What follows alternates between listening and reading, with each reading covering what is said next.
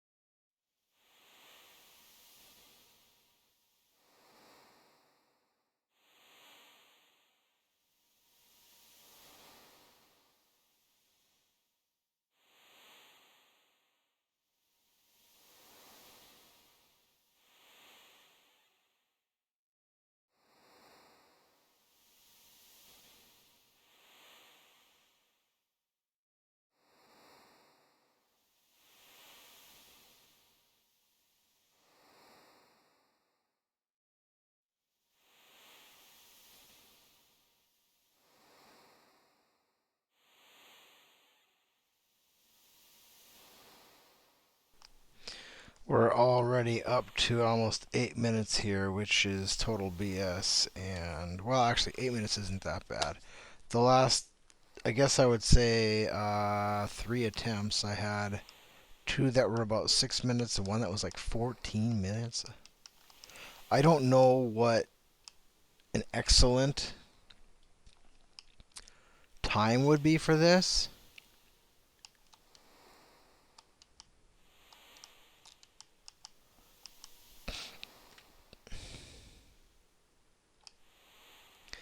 And although I'm not doing any kind of like, I'm not going for any kind of record or anything like that. It's just like a personal objective that I have, a personal goal in mind. I cannot imagine how many people were on world record pace when they got here, or how many times someone was on world record pace, or better than world record pace by minutes even. And they got here, and these this stupid fish game, mini game, whatever, torture. I think it was designed to give the player a sense of hopelessness and despair, just like the character, right? So 9 minutes, 9.5 minutes to just.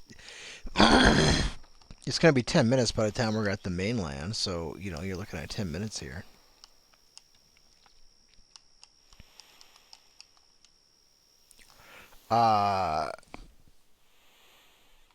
So I don't know what the goal would be on like if a person was going to try and get a world record pace, which obviously I have no plans on making that kind of investment. I'm not a professional speedrunner, and I just like to play challenges, Now, granted, a lot of stuff that I've done is maybe uncommon, like zero experience game for this game, for example, or a no sphere grid game for Final Fantasy X, or a no Crystarium game for Final Fantasy 13. So we're at like almost 11 minutes by the time we get to the mainland here.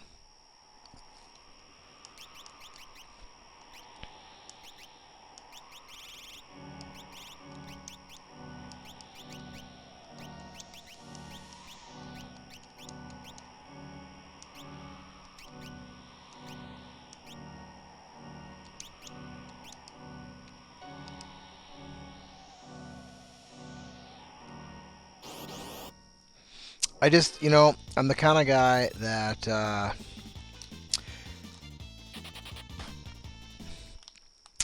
I would rather play a smaller group of games that I really enjoy and get a lot of replay value out of those games than to play a lot of games that I find to be subpar and just play, I guess I'm saying quality over quantity, right? So I'd rather take quality games and replay them in different ways, create different challenges for myself, and have fun that way than playing a wider variety of games and then, only play them once, but then, I have to play a lot of garbage games.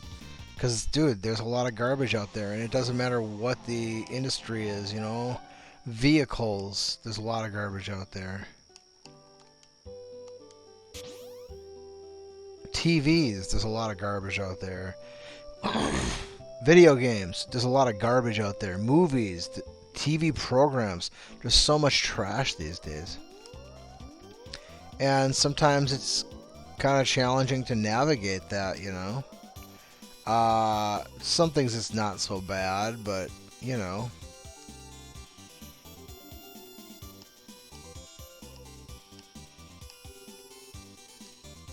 I would like to play a low-level game for Final Fantasy 12. I think that could be, or like the remastered version or whatever. It's a little bit different. I played Final Fantasy 12 originally, the original one for PlayStation 2, but I never beat it. But the remastered version is a different game. I mean, I think the framework is very similar, but they changed some things. And from what I read, the consensus is that the newer game is better of the two.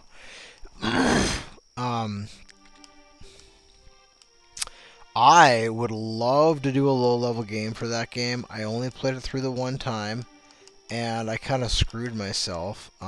What I did... So what I was doing is I was doing the hunts, you know? Those are always fun in games, right? To do hunts and stuff. So I was doing hunts, and so those hunts were a little bit higher level than the main story. And it's not like I was like grinding out levels to like get stronger or anything like that, or at least not like intentionally. But you know, some of those hunts were, you know, kind of a distance away from like the starting point or whatever, that city wherever you start. I forget, you know, like I say, I only played the game one time, and I Rabanastra maybe or something. I don't remember. There's that city where you start, where what the hell is his name? Van, where you know where Van is from, right? And so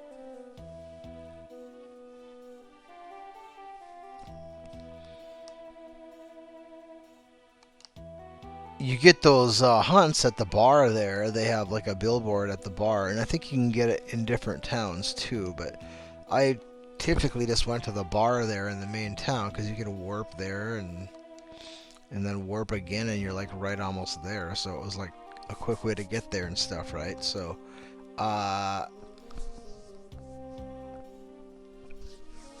that's kind of what I did.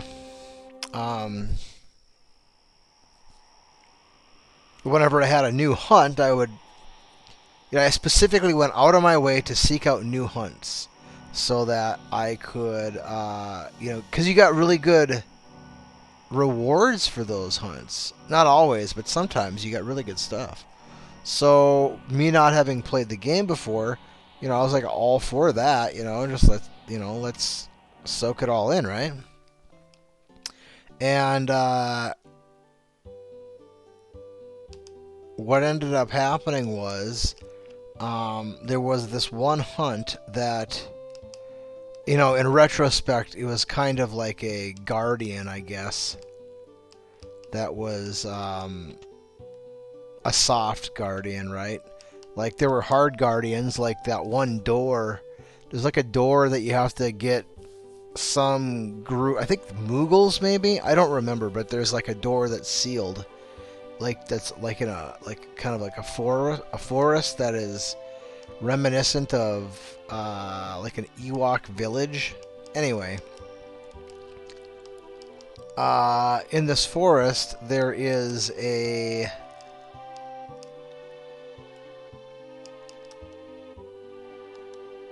there's a door that leads to the coast. I don't remember what the coast is called, but that's what it leads to. It leads to this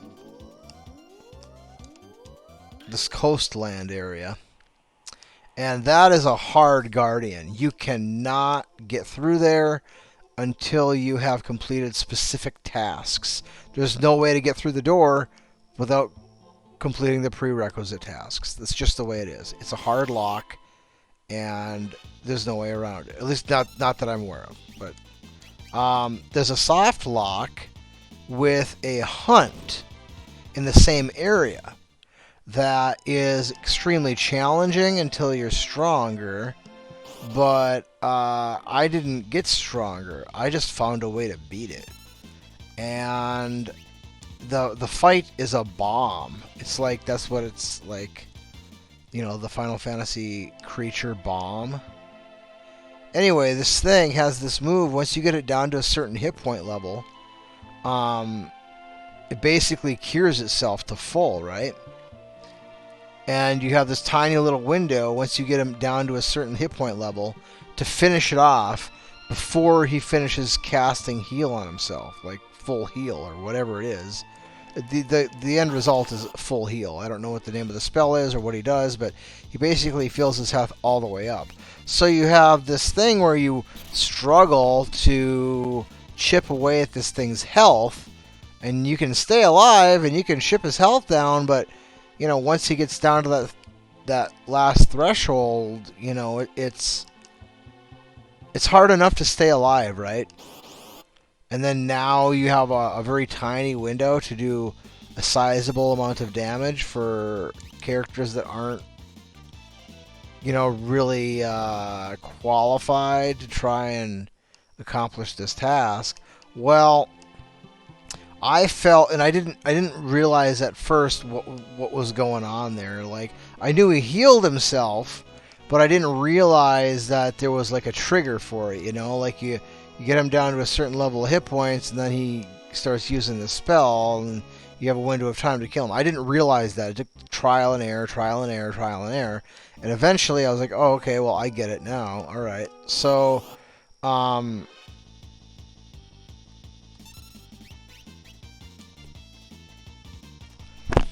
once I realize that, then, the strategy starts changing. And I'm like, okay, well, I need to find out, it's less about this, that, and the other, and it's more about how do I...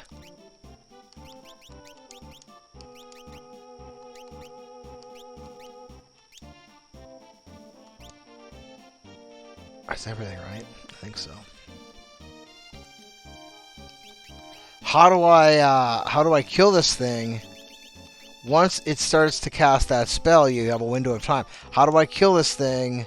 Or whatever. How do I get around that problem? And I don't remember exactly what I did. Maybe I had an ability that would slow him down or something. I don't know. I ended up using a formation that I never, ever, ever put out there before, because it was definitely not my best formation at all. But it was all the girls. And the way I had the characters built in that, I don't know if anybody's familiar with this game or not, but I had the princess. I forget what her name is. I don't remember what both of her jobs were, but one of her jobs was white mage. And the other job, I don't know, all I remember is she had a shield and she had a mace. But she could also use a staff. So whatever class uses a mace, I'm assuming it's not white mage. That wouldn't make a lot of sense. But I never used the staff because, I shouldn't say never. There were probably a couple spots at early points in the game where it was more advantageous to use the staff than it was to use the mace, but it's not far into the game. Well, actually, no, because you don't get to have multiple jobs at the beginning of the game. So she would have had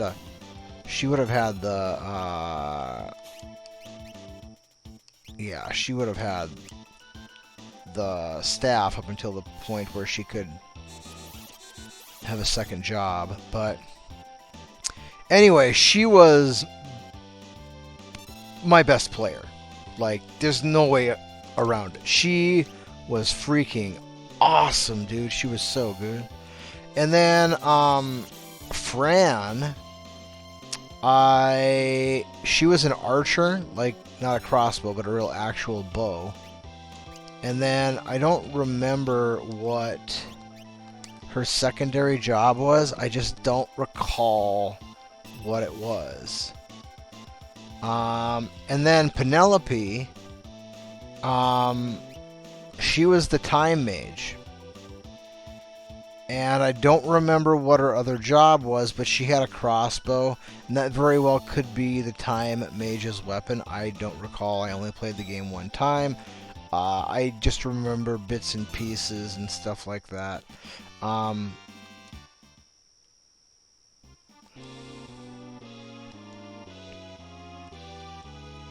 but I was able to develop some sort of plan that involved those three characters, and then I was able to beat that bomb.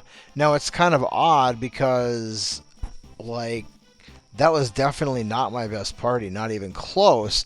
It was a, like, unique uh, combination of abilities that those three characters had that allowed me to uh,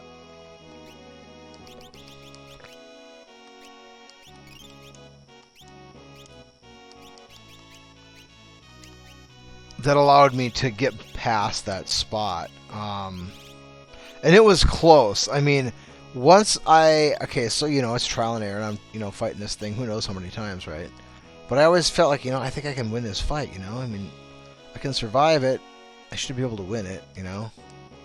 And I don't know what it was. I shifted something, and I was like, okay, let's keep on adjusting stuff, and eventually I got really close. I was like, okay, I can do this.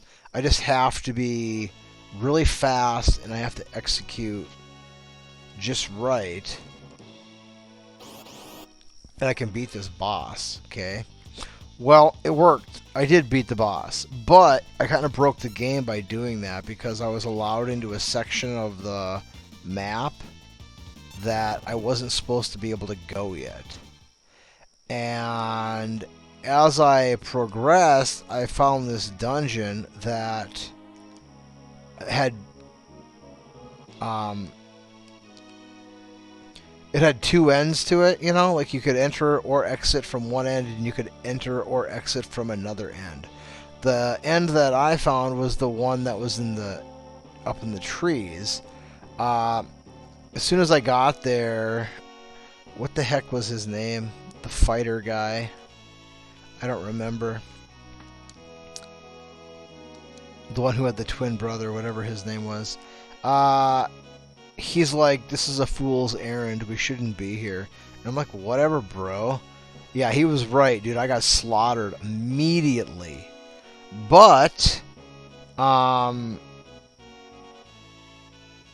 got there. And getting there was kind of a big deal. Well, some time passes, and I gain access to the other place that you can enter that dungeon, and I started working my way through that dungeon. And ironically, by the time I got through that dungeon, I was, like, obviously massively stronger than the first time that I entered that one end down there.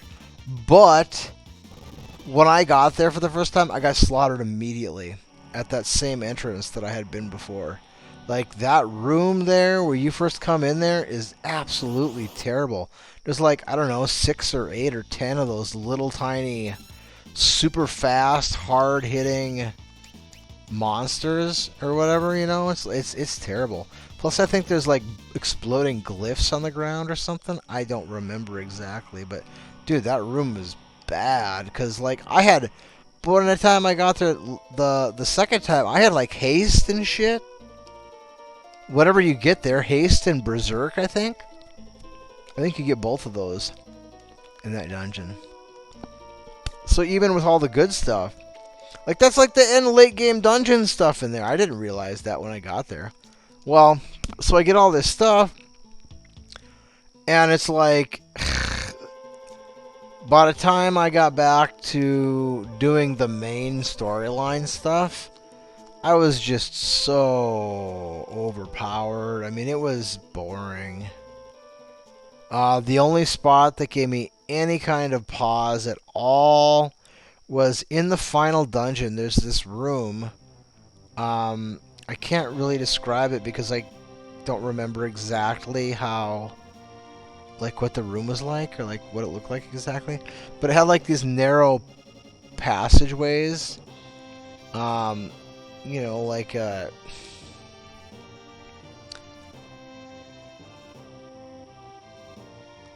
maybe in a circular pattern that had paths that branched off of it and stuff. I don't remember exactly, but I don't know if there were monsters that continued to spawn in there, or if you just had to kill a certain number of them and then they stopped spawning. I don't remember the details. But that room, even as strong as I was, that room presented me with some problems. I was kind of surprised, actually, just how bad that was.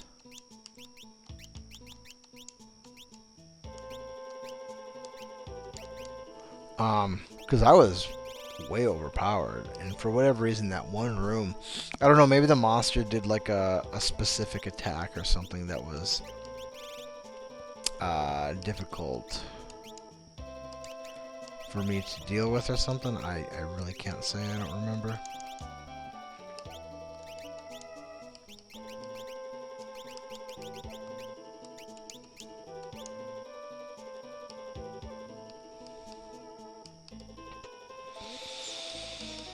But as I was playing through, I was like, man, this game would make a really good low-level game because you can kind of get anywhere in the world, you know? I mean, you can navigate the map. It's one of those games where you can go anywhere you want, but good luck beating shit when you get there, you know? And that's the kind of thing that I really enjoy.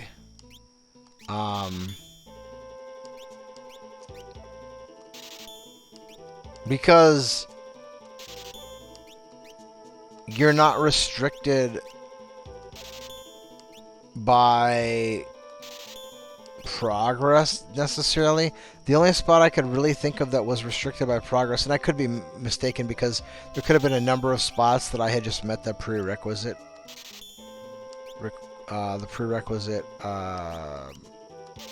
task allotment or whatever, to gain access to the area, but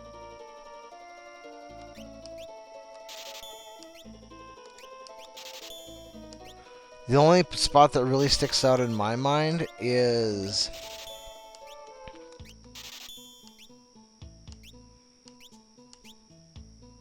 that gate that goes down to the coastland area.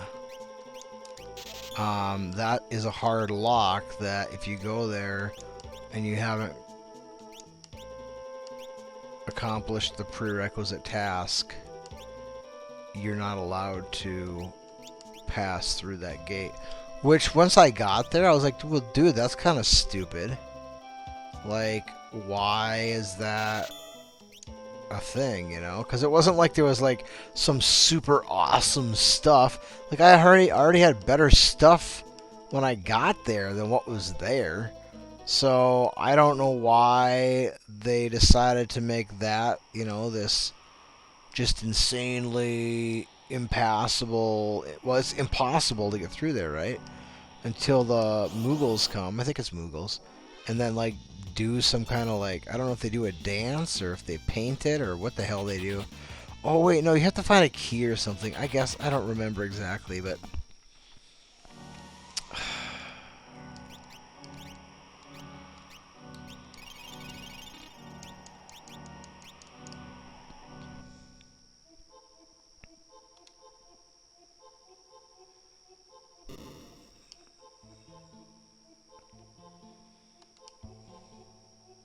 keep your eyes peeled. We could run into anything down here. Anything?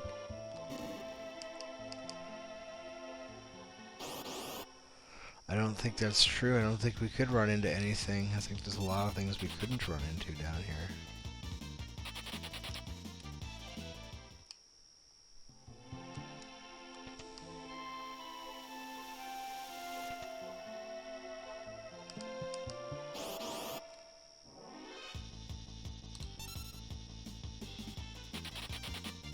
Get going, bro. There you go. Anyway, I had a lot of fun with that game, and it got, like I said, I kind of broke it because I got too high a level, and then that kind of took the fun out of the game. But I did like a lot of like the mini quest stuff. Like once you get to this, like there's this city. I don't remember. There's like this kind of like taxi service, like flying cars or some shit. I don't remember exactly how it works, but there's all these like mini quests to do there, and I can't say I got them all, but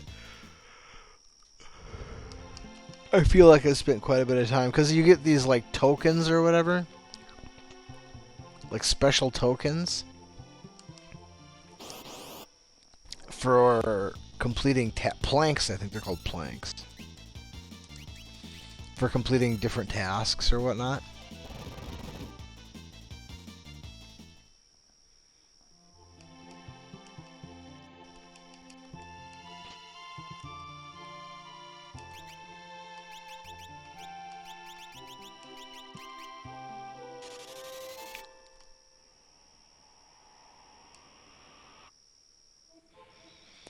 Anyway, I don't remember all the details, but I got like, there was like a threshold of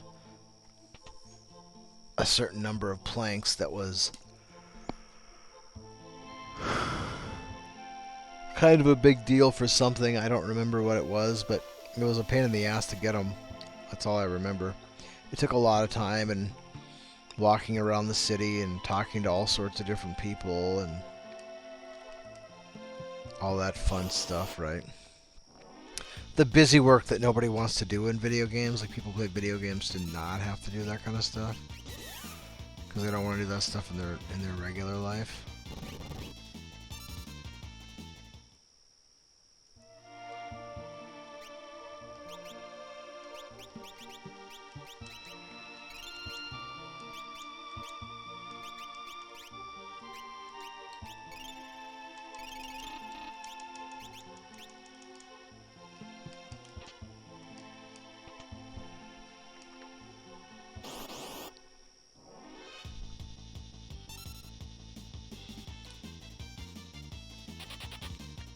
That's one thing that Final Fantasy 13 did really, really well. There's not a long list of things that game did really, really well, but there are a few things on that list. And one of them is...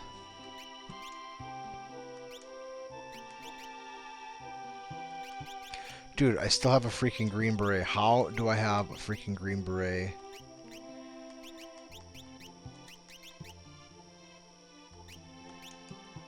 How? Didn't I not buy Bard's hats? Maybe I didn't buy Bard's hats.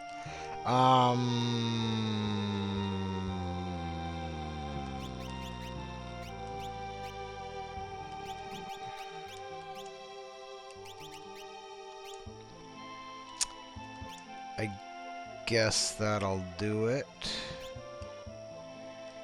One of the things that they did really, really well in that game, which was cutting out the busy work of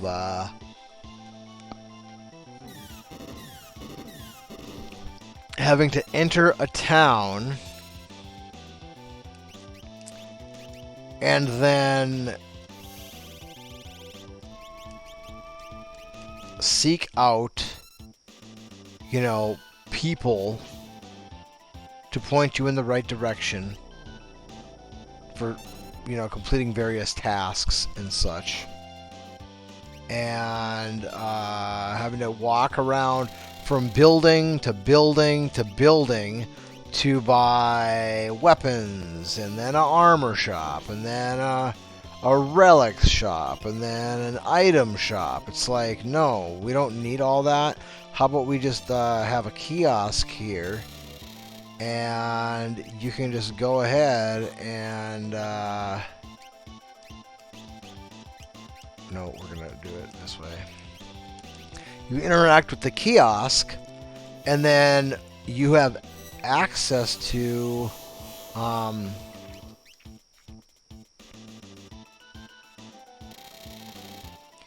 whatever would be considered I don't want to use ice. I feel like ice will heal it. Ooh. Come on, man. You gotta be done here. Dude, how are you not done?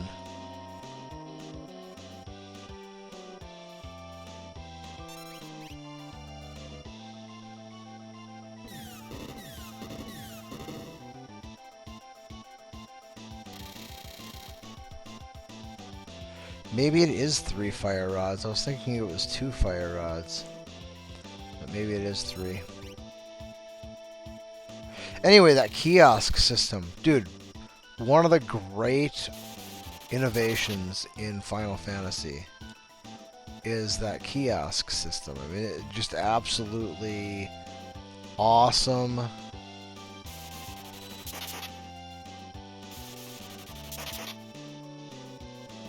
Yeah, I knew ice was gonna do me no help there. And then so there are thresholds as you progress through the game, and as you progress through the game, certain shops become available that weren't available before, right? So you just, you gain access to shops as you move forward in the game. Alright, well, we've had enough of this.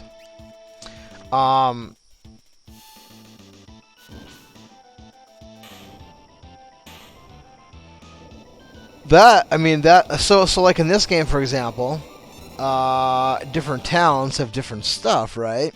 And, sometimes once you've gotten far enough in the game, you get access to new stuff. But you go to the next town and you might have some stuff that you've seen before, and then you might have some stuff you haven't seen yet, but you don't have everything, So you have to go, oh, what town was that in, that item? So that kind of crap is gone with that kiosk system. Once you've unlocked an item, whether it be a weapon or an armor or an accessory or whatever it is, you have that available at the kiosk from whichever shop sells that item. That is absolutely awesome. I love that game mechanic. And, in this world that we live in these days, there's really no reason to just not utilize that game mechanic. Now, some people might be like, oh, well, so like Final Fantasy X, for example, there's those save spheres peppered around the world. They're in dungeons, all that stuff. You know what? There's been save spots in dungeons in Final Fantasy games for a long time. It's probably... I'm of two minds of it, right? What is the better situation? And I'm not trying to answer this for anyone. I'm just going to give you my opinion. You can have the 7th Saga variety of things, or you can have Final Fantasy variety of things. 7th Saga, you don't get a save point in a dungeon. They don't give you that. The game is pretty brutal. Final Fantasy is easy. You do get save points in dungeons. Not every dungeon, but a lot of times, if you make it through the dungeon, your reward is a save point right before the boss. And the reason for that is twofold. One, just getting through the dungeon itself is a accomplishment. And so your reward is, well, we'll give you a save point before the boss because we think the boss is going to kill you the first time you get there. And because it took you an hour and a half to get through the dungeon, this is the first time a person plays the game, right? It might take an hour and a half to get through a big dungeon. You don't know. Like, for example, Final Fantasy IV. Dude, how long is that final dungeon, man? I mean, that's like 4-hour dungeon, dude. I don't know how long it is, but it takes forever to get through that final dungeon. And the first save point that I encountered, man, dude, that was Actually, that was the save point towards the end of the game. But you still had to go... There was only the one save point. I mean, that I found. Maybe there's more than one, but I only found one. The one that I found is right before you have to fight that... I think it's floating eyeball monster, but I don't remember. The one that casts, like, Doom or Condemn or something on the party, and then hastes everybody. There's a save point right before this guy, and then after you beat him, you get, like, a Holy Lance or something like that. I don't remember exactly. Well, I understand why they put the save point there, because the first time you encounter that guy, you're almost certainly going to die. And it took you a long time, probably, to get through that dungeon that far into the game, right? So...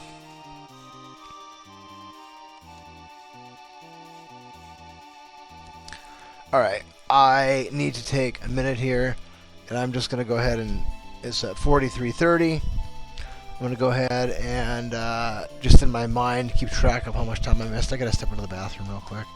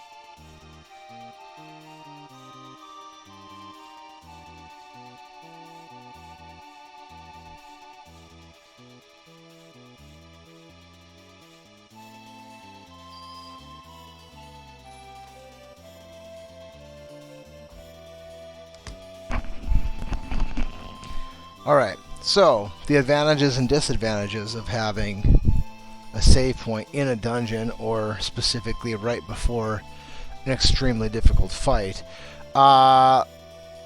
The disadvantage, which, you know, is not all negative, but it is, so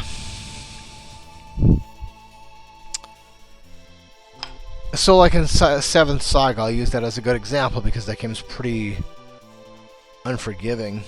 And it happens frequently where a person could get to the boss of the dungeon and then die.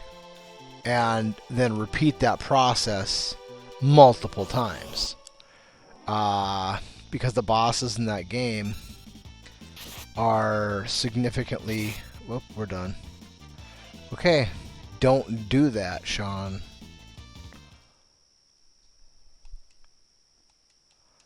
Don't do that.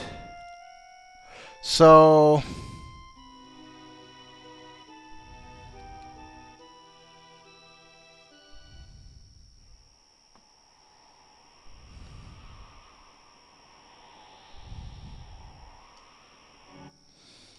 So what happens is,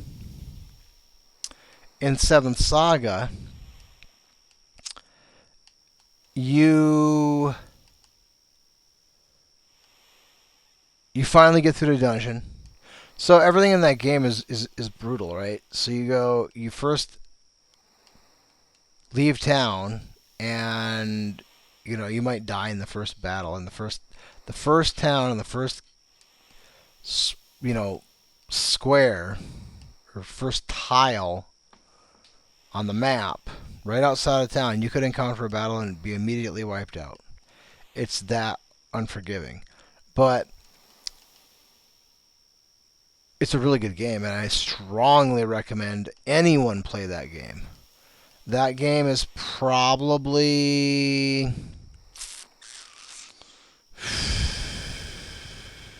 Honestly, that might be the second RPG I ever really played. I didn't get into RPGs too much when I was really young. I was more like into games like Mega Man, for example, or Tecmo Super Bowl, baseball games, football games, sports games generally, just sports games. I played a lot of. side scrollers like Mega Man or Mario or whatever. Um,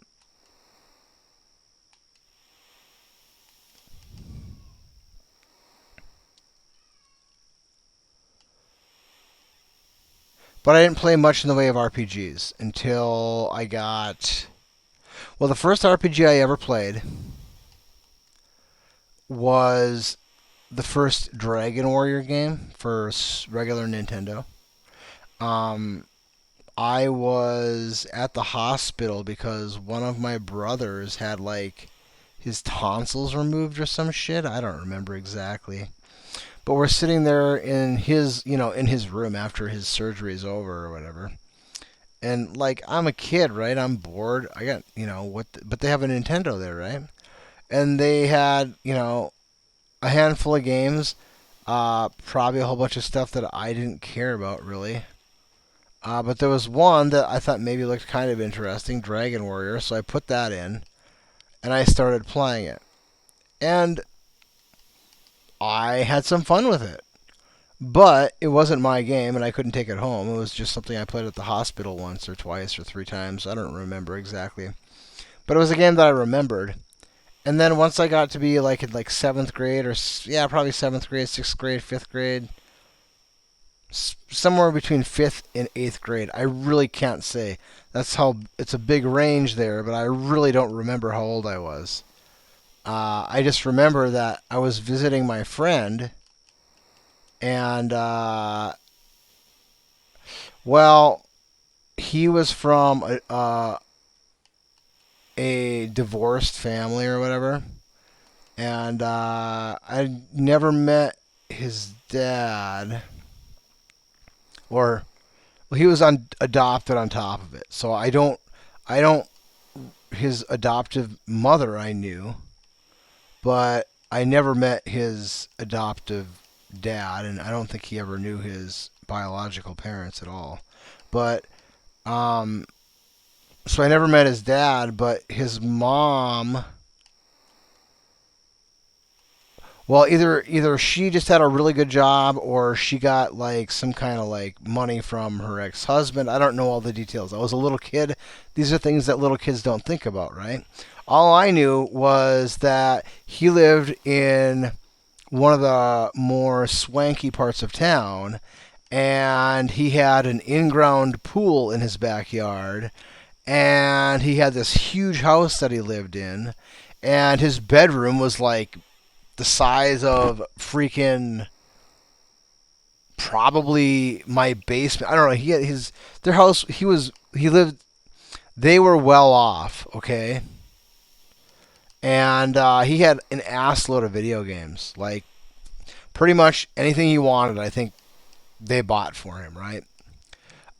So anyway, Dragon Warrior was one of his games, and I was like, hey, that's cool. Whatever. Blah blah. I asked if I could borrow it. He's like, yeah, go ahead. I never play it.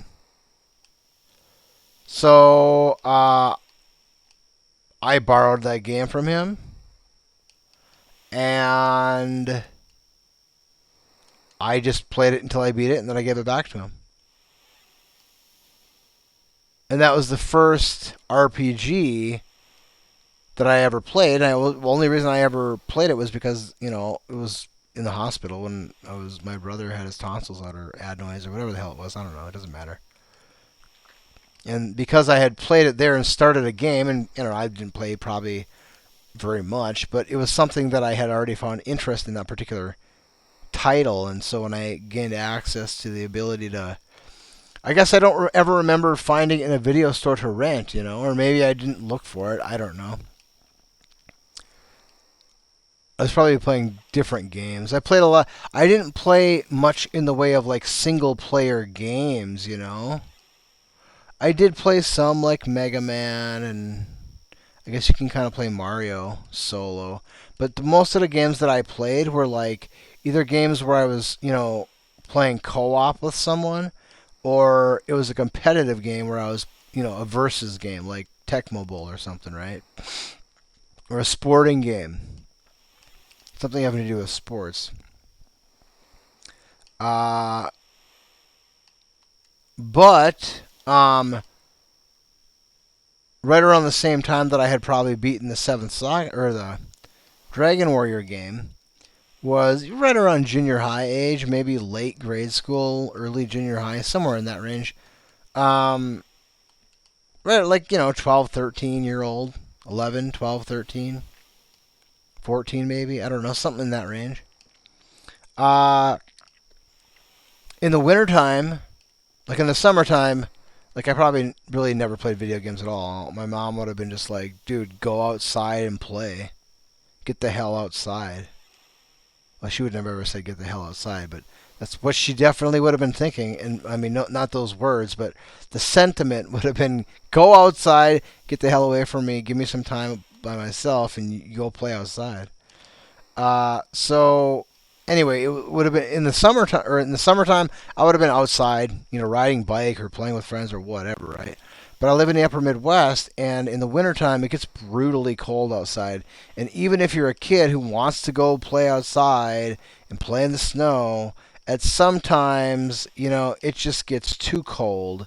And even if you do enjoy spending a lot of time outside, you're going to spend a lot more time inside because you're not going to spend much time outside after it gets dark out, especially in the winter because it gets really a lot colder.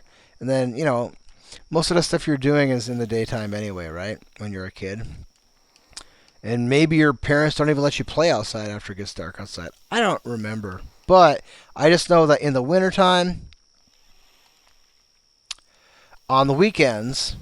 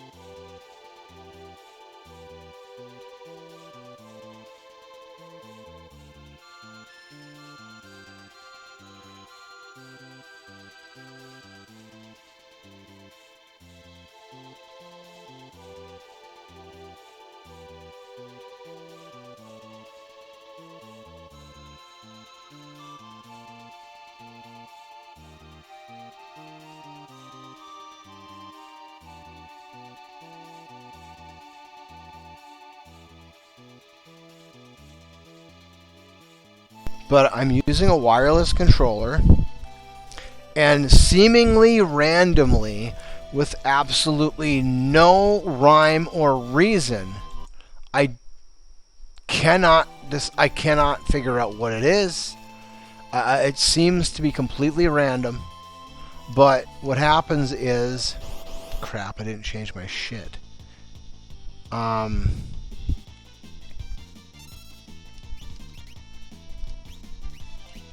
What happens is the controller, it seems like it disconnects and reconnects, right? That's what it feels like. The light on the Xbox controller just blinks off and then blinks back on again, right? It doesn't disconnect from the computer because you wouldn't be able to continue hearing me. I don't have to repair the controller back up with the computer. But I do have to repair the controller up with the software that I'm using, because the software doesn't like it when it disconnects from the controller. Now, there is a button or an option to select, read detect gamepad, and then, then it'll work fine again. But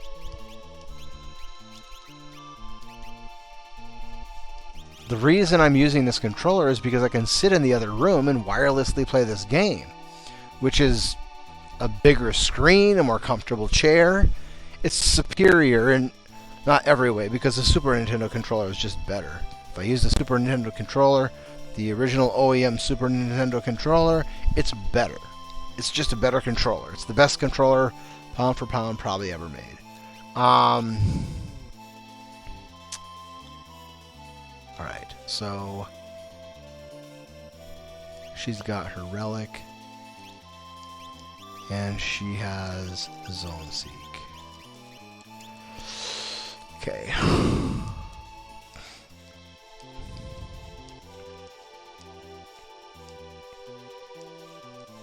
Now, I don't remember what I was talking about. Seventh Saga, but what specifically, I don't recall. Damn it.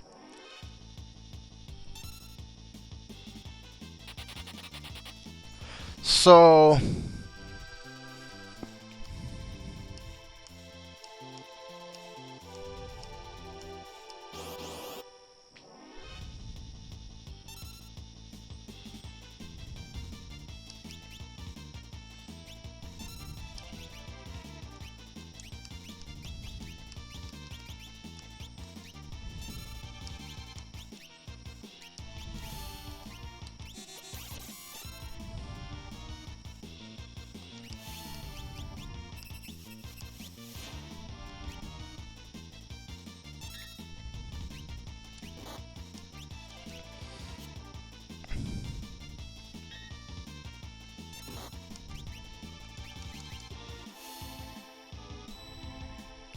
of course.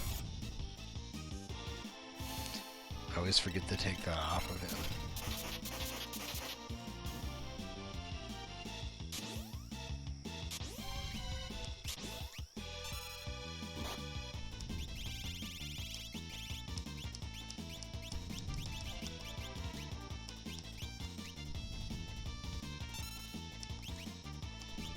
And she doesn't have any magic.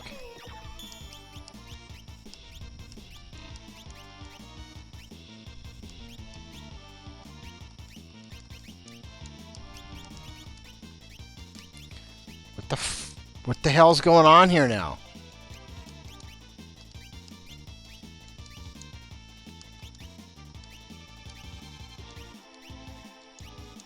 What the hell is going on? Why? What the F, dude? What the F?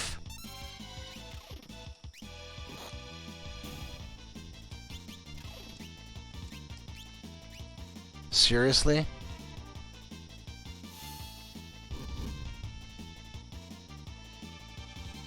Unbelievable.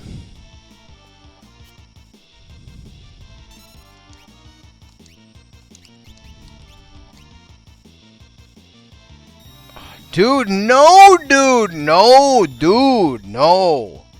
No, dude. No.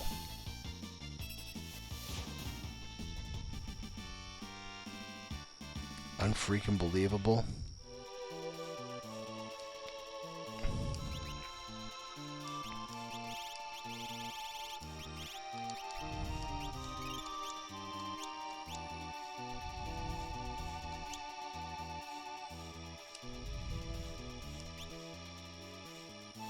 She doesn't have any magic.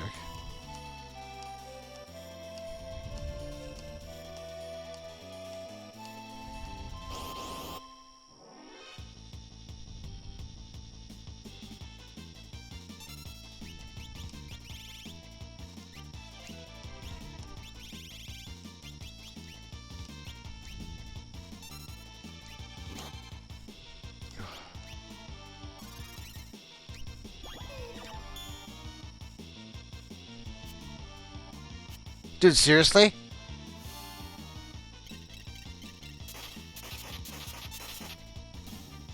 Dude, go after Edgar, you sack of dog ass.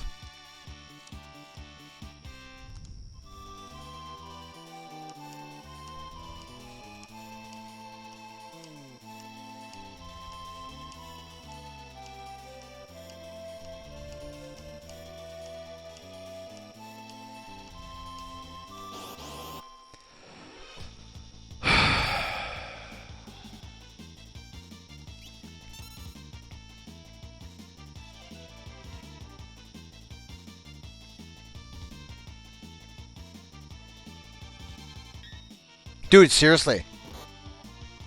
About freaking time.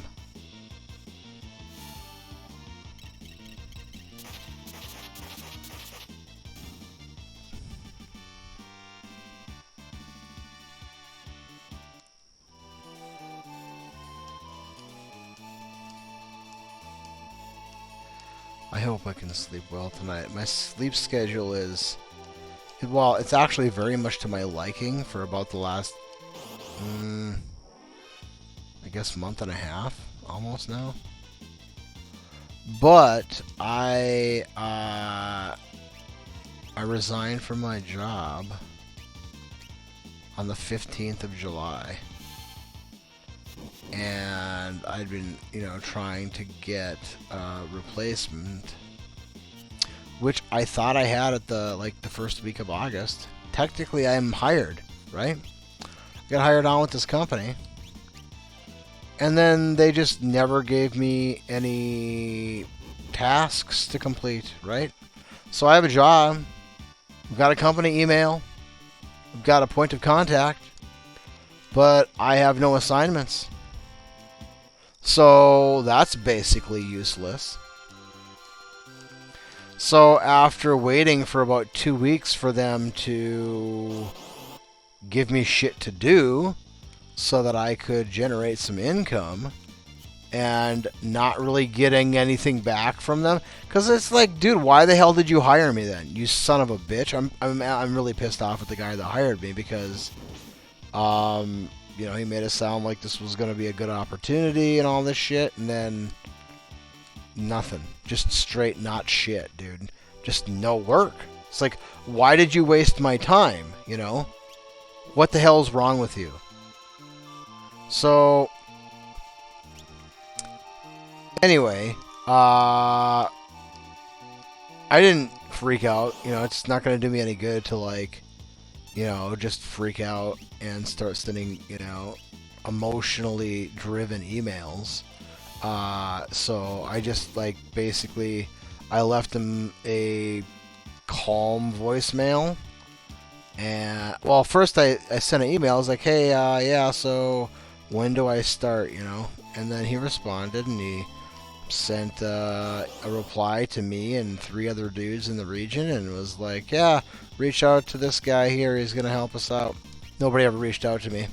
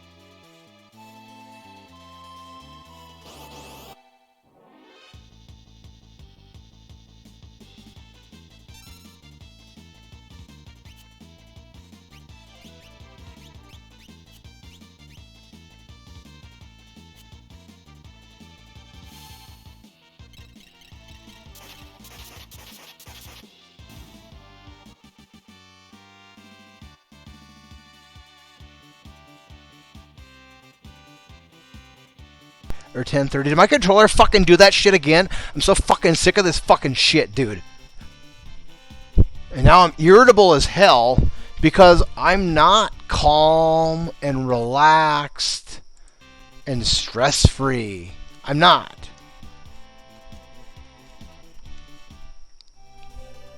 Which I normally would be right now.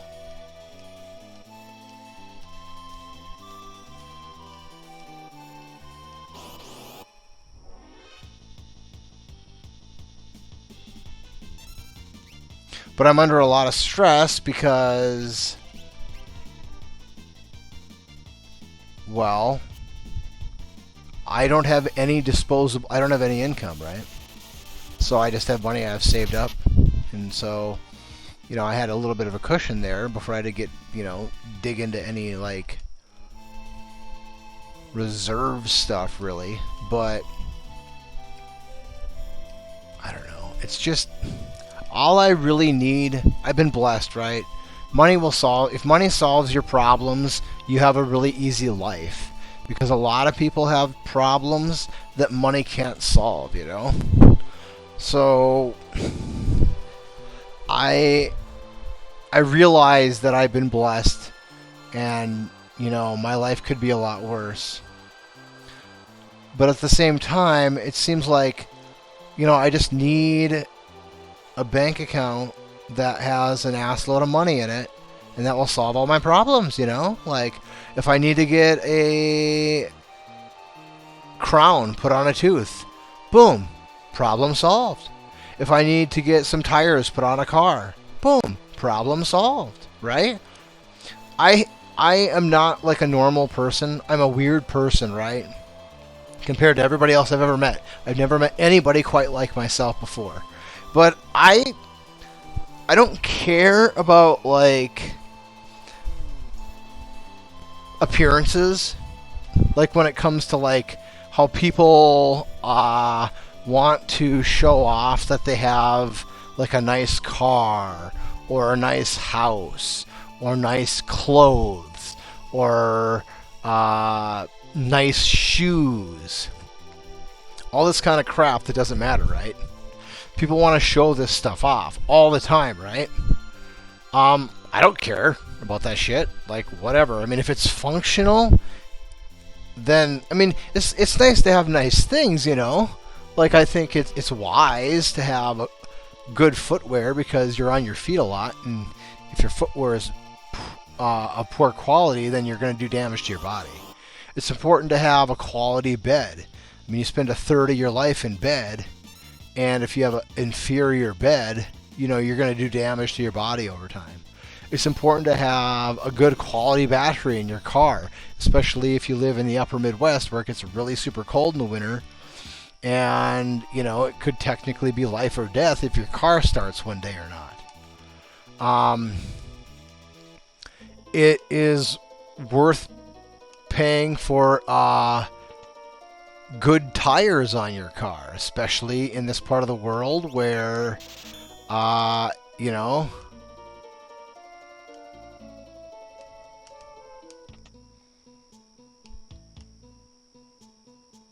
where, you know, there's a lot of snow and ice on the roads for a good portion of the year. It's in your best interest to have good tires, right? So there are certain things that are worth paying a premium for. A good pair of sunglasses. There are certain things that are worth paying a premium for, okay? But a lot of the stuff that people spend a lot of money on, I think it's just for fluff. It's just for show.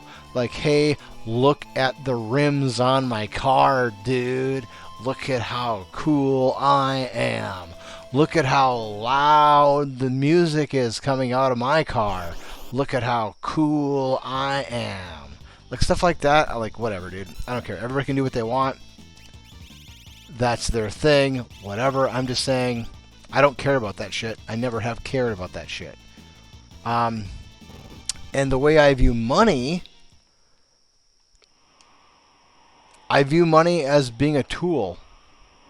Just like a hammer, or a socket set, or a screwdriver. It doesn't matter what the tool is, Whatever the tool is that's necessary to complete the task that is at hand, it's a tool.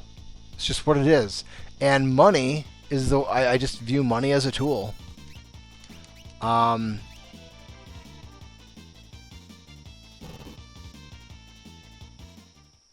and so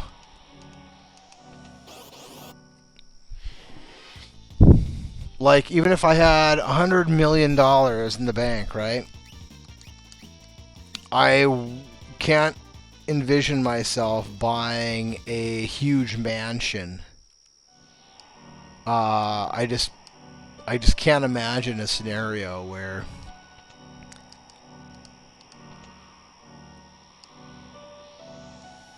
I'm like, you know what? That's what I need in my life. Or like a Rolls Royce or some kind of crazy expensive vehicle, right? Like I see people with brand new vehicles and what comes to mind like I live in the upper Midwest, right?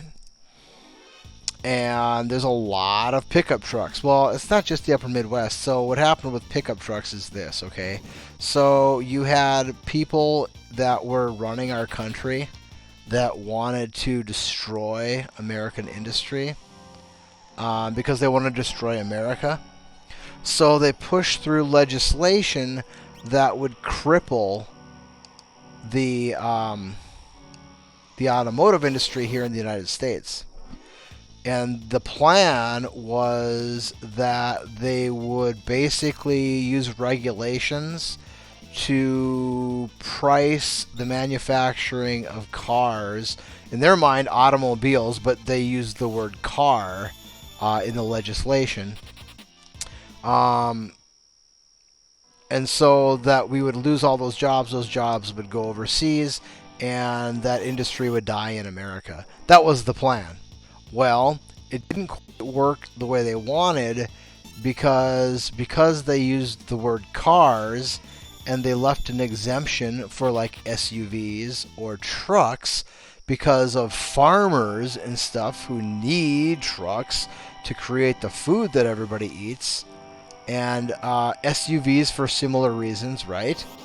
Well, guess what happened? We don't make cars anymore. You ever notice that?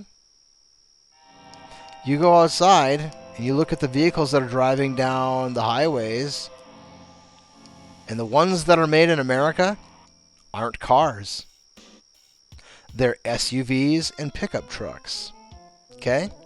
That's not an accident. That's not a coincidence. That was done, well, like I said, the plan was to destroy the automotive industry in America. This took place during the Obama administration, and they 100% were trying to just murder the automotive industry in the United States. That was their intended goal, but it didn't work out. So automotive companies were like, "Well, we can't make any money off these cars if we put all of these things in them." So, well, they didn't say we can't make trucks, and they didn't say we can't make SUVs. So that's what we'll make now. So that's why you see, instead of moms driving around, well, when I was a kid, it was station wagons when I was a child. And then when I was a teenager, it was minivans. Well, now it's SUVs. That's what all the women drive. They all drive SUVs or Subaru cars. Well, why is that? Well, because during the Obama administration, they tried to kill the automotive industry in the United States of America. And the end result of that was the automotive companies in the United States stopped making cars. Ford, the only car that Ford makes is the Ford Mustang. That's it. That's the only car they make. Well, Dodge makes the Charger. And Chevy makes what? I guess they make the Corvette. Do they even make a Camaro anymore? Maybe. I don't know. Very, very, very few cars. A couple of very... so sports cars that sell very, very low numbers compared to... I mean, the cars that they sell are a very, very, very, very small percentage of the actual automobiles that they manufacture. So all the cars that you see are imported. They're made in Asia or in Europe.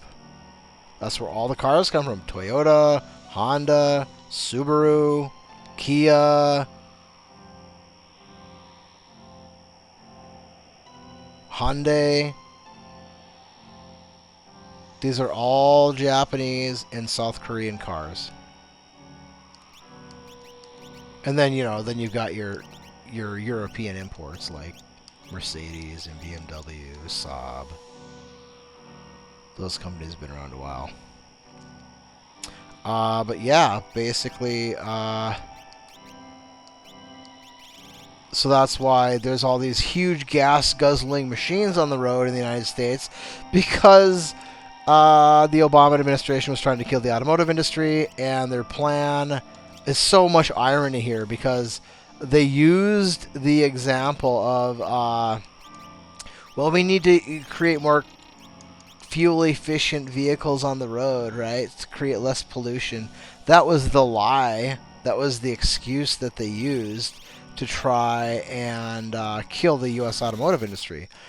But all that they did is, by passing those laws, make it so that the automotive industry just simply stopped making cars in the United States and just made SUVs and pickup trucks instead.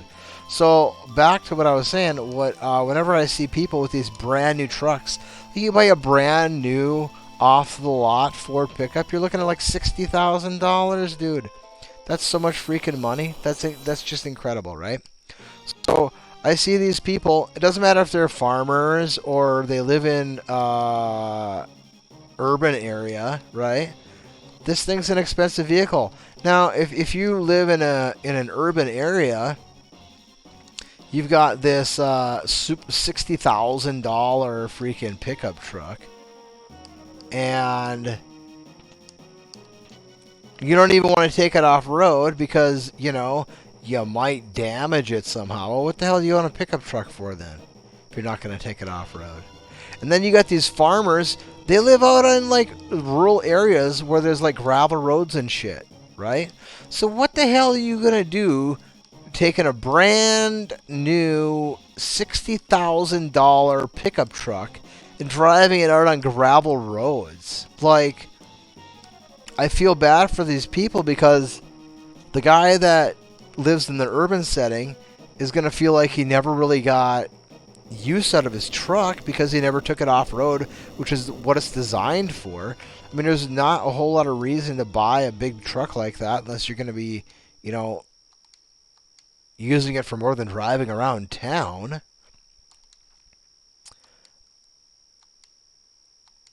And then the guy that lives on the farm, he's just going to get rock chips on it from driving on gravel roads and stuff, right?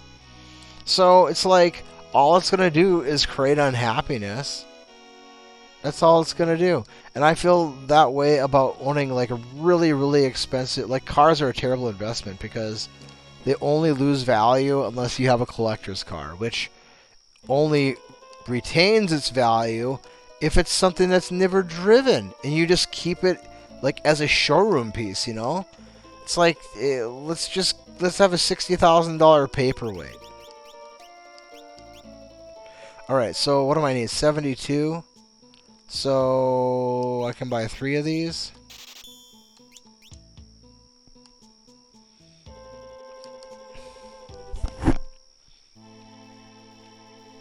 Anyway, it's just so... I feel so bad for these people, Like, I like having a car that looks, decent. But I don't want it to look too good. Because as soon as I get a little, you're driving down the interstate and somebody kicks up a rock and it puts a little chip in your paint, you're going to be so sad, man. Because, it was like immaculate. The car was in such immaculate condition. And now it's got this little tiny chip that's barely... It's not even noticeable unless you're like going out of your way looking for it. But the owner's gonna see it, and then he's gonna feel sad because his vehicle's not as good as it used to be. You know. I don't know. I feel if you own a vehicle, you should drive it. Um, there's nothing wrong with having seasonal vehicles. You know, one vehicle that you drive in the winter, one that you drive in the summer, that type of thing. But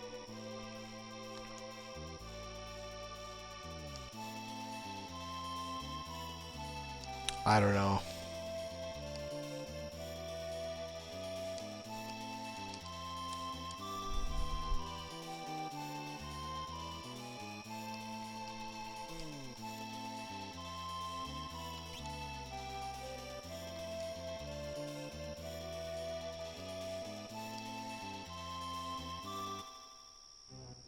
I don't know what my time is here. I'm not going really super fast, but I've done this a few times now, so I do now really feel comfortable with the order in which I'm doing stuff.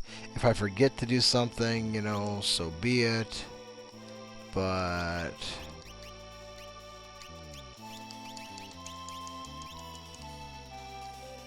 I don't remember to buy another set of sprint shoes. I feel like Albrook is probably my best option there. As far because it's like the first city, but it sucks because the relic shop is way at the back end of town, so it's just kind of shit. Anyway, even if I had $200 million in the bank, I just can't imagine myself buying some crazy immaculate mansion. I would much rather have a half a dozen small plots of land that just had an absolutely beautiful view, and regardless of what season it was, I could go to a place where I would really enjoy my time, and then have a modest home at those locations that had a few nice things inside, some nice amenities that I could enjoy in my life, but have, you know, a little bit of privacy and beautiful view of God's world out my windows. I would much rather do it that way than to take all of the combined value of the 6 parcels of land and the 6 modest homes and pack it into one gigantic plot of land and one massive mansion somewhere. Like, that just doesn't really appeal to me. My ex-wife is from the Jackson Hole, Wyoming area, and dude, some of the homes in that area, it's just unbelievable. There's people like, you know, Harrison Ford and Dick Cheney, people like that that have like ass loads of money, money that like no one could ever really wrap their mind around having that kind of money, really, you know? What the hell? I died there last time. Oh, I didn't die. Okay. Maybe it's a hit points thing. If you have too low hit points, when that thing hits the ground, you might die. Maybe that's what it is.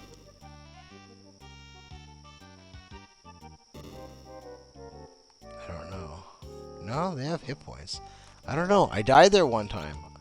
Last time I died there. I didn't get crushed by anything, but I did die. I don't know how I died.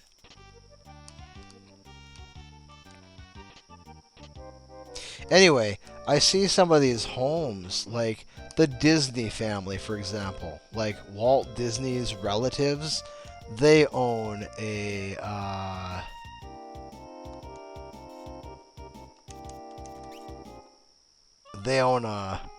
nice chunk of land there along the Snake River.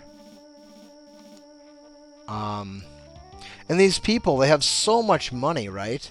That they spend, I mean, the land and the homes, I mean, we're talking about tens of millions of dollars in some cases, right?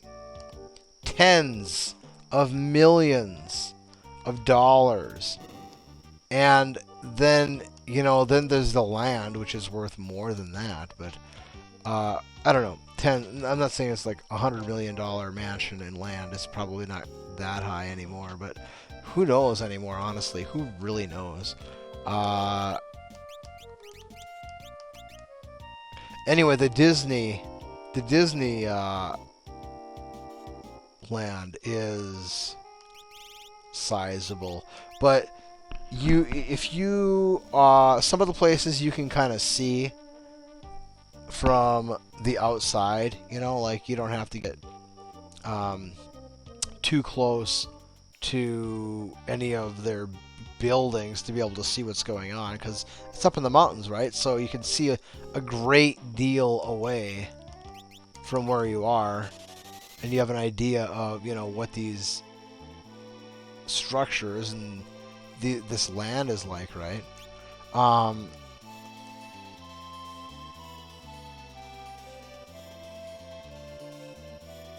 Wait, all I got left is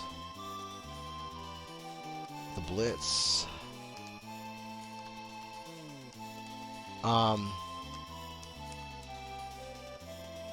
But, I mean, if you know where the place is at, you can go on Google Maps and you can see what these compounds are like.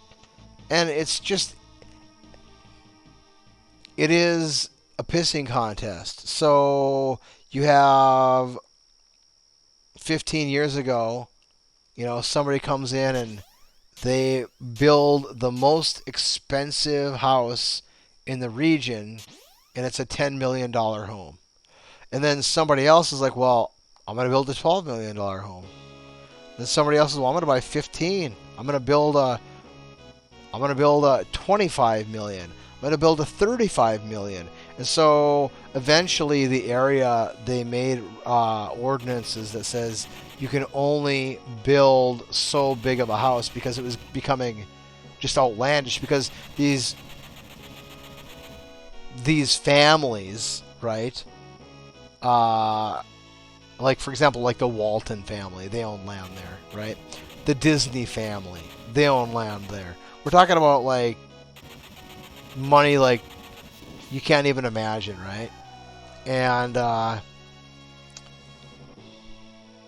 there were, human beings, it doesn't matter if they're 5 years old and have no money, if they're 85 years old and they have no money, or if they're in the prime of their life and have hundreds of millions of dollars. Human beings are the same, right?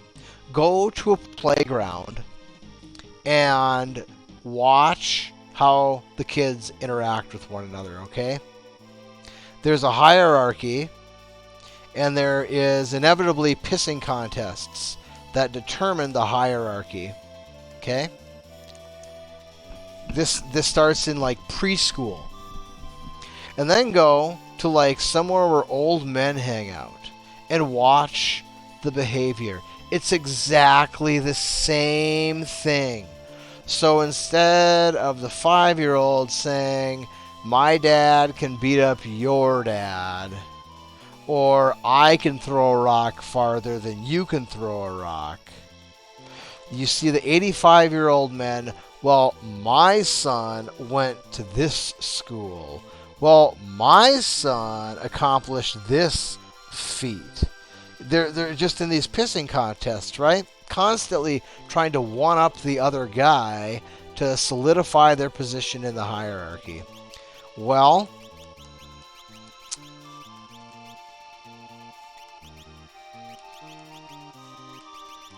is this right? No, it's this. This is right.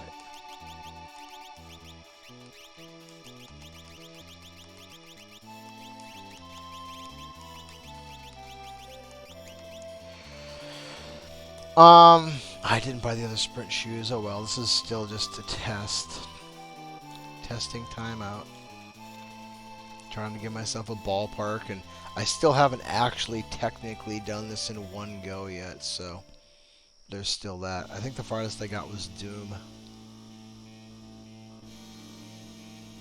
Well, I had beaten Guardian and I had beaten Poltergeist, so I had two more to go. I had Doom and then I had Goddess. Doom got me though.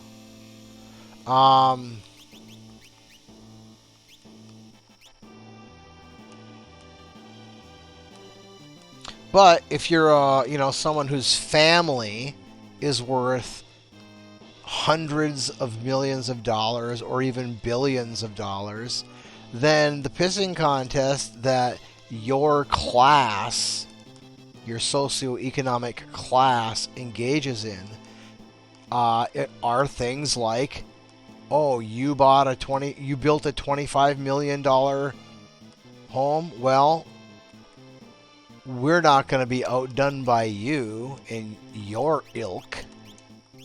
We're going to build a $30 million home.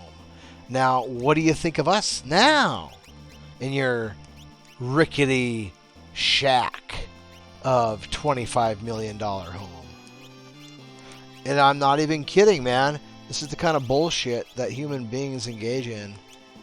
And it's why I am not fond of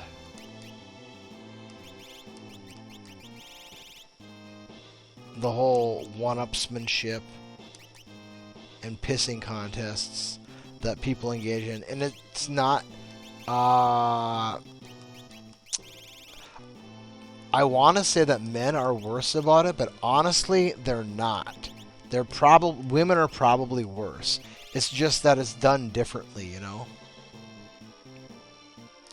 Women brag about different things than what men brag about. Where the hell is my Gale hairpin?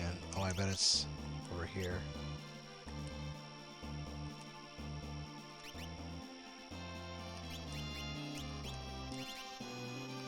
Yep.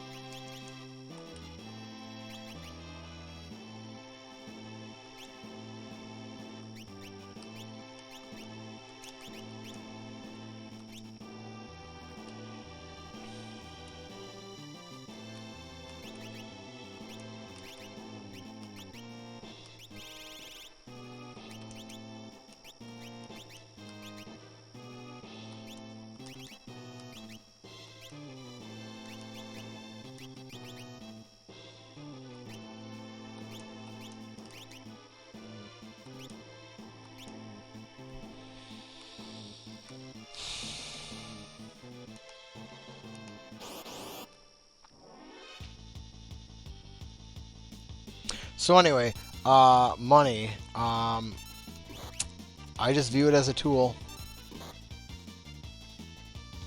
I don't care about one-upsmanship.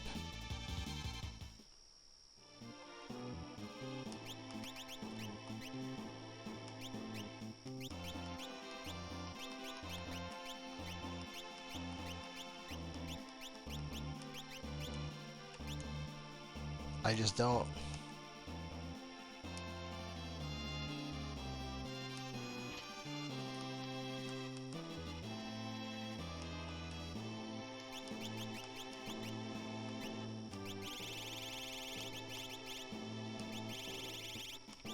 Why is that the only magic he knows?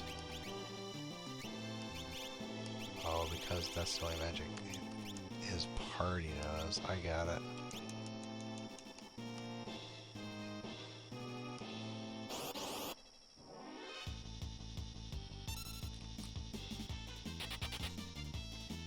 So anyway, I would try to avoid these things. You know, if I was gonna spend a lot of money on an automobile, it would be an old classic car. Not anything that was too fancy, not something that I thought was too beautiful to be spent driving it. I mean, that's the last thing I'd want, you know. I would want to drive the car, otherwise I don't want to just have like a showroom, you know, where it's like, okay, look at this, you know, $50,000 paperweight I got. You know, no, I'm good. I don't care about that, you know, like... I noticed that some of the stuff that I owned was stuff that simply had no purpose other than to be set out on display. Like, that was its sole purpose. And I've gotten rid of just about everything I own that serves that purpose. The things that I've kept are things that were given to me as gifts. Like, I'm a 49ers fan, so I have, like, 49ers paraphernalia that was gifted to me over the years.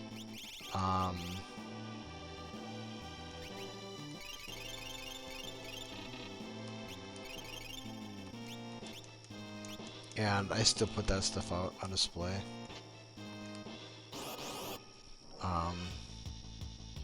Things like that, you know, I guess those were gifts from people that cared about me, so, you know, seeing those out on display is kind of a reminder of those people in my life who do care about me, you know. So that's nice.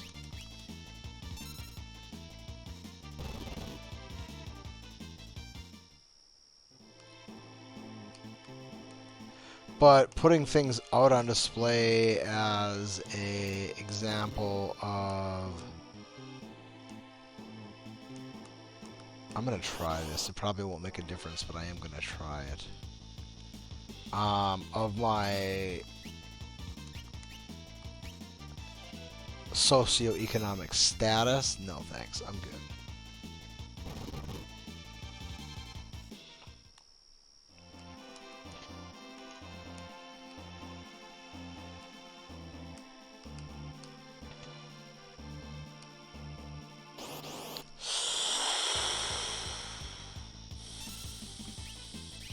We may not be able to run from this one.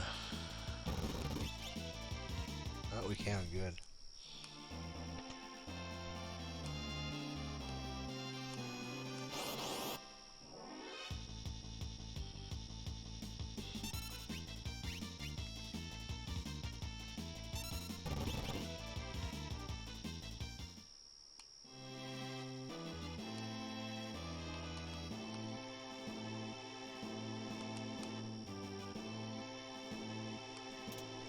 One downside to not being materialistic and not caring about the things that most people do care about is that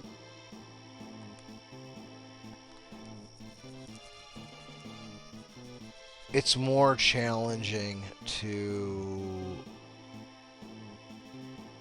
find a mate. I mean, I'm a divorced, and I don't really care to try and go down that rabbit hole again. I'd rather be alone the rest of my life than get married and divorced again, I'll tell you that.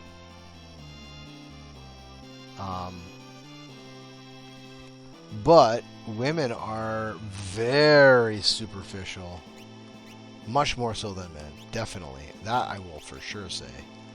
But beyond that,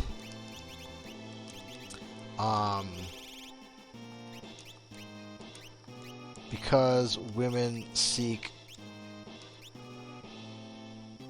probably security before anything else, and it makes sense because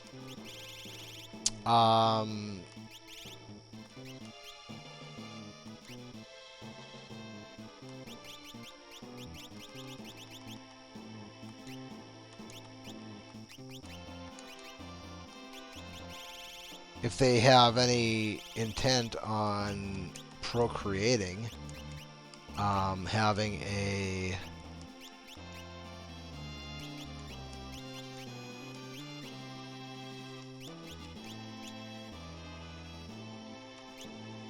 a mate that is a good provider would go a long way to ensuring that the offspring is taken care of, you know. So I get it.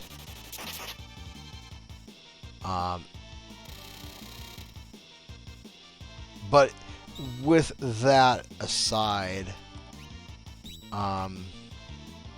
let's put it this way. I don't know what things are like on Facebook anymore because I canceled my Facebook some time back. But I do remember a time when it was customary for women I dated, or even my wife. Well, I mean, I didn't date women when I was married, but you know what I mean. Before I was married, and then after I became married, it was customary, for some reason, for women to take pictures of the plate of food that was sitting in front of them when we would go out to eat dinner and post it on Facebook. Like,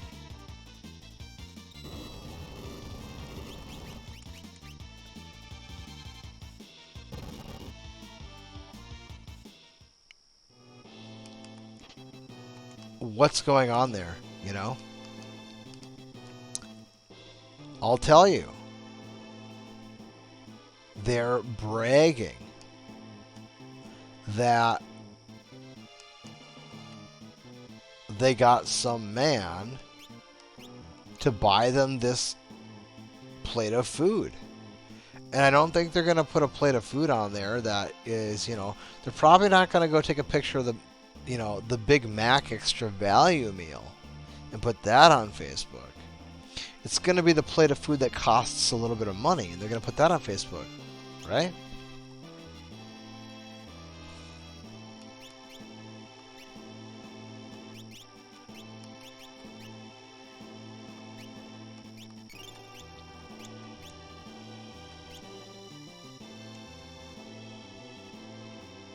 Ah, shit.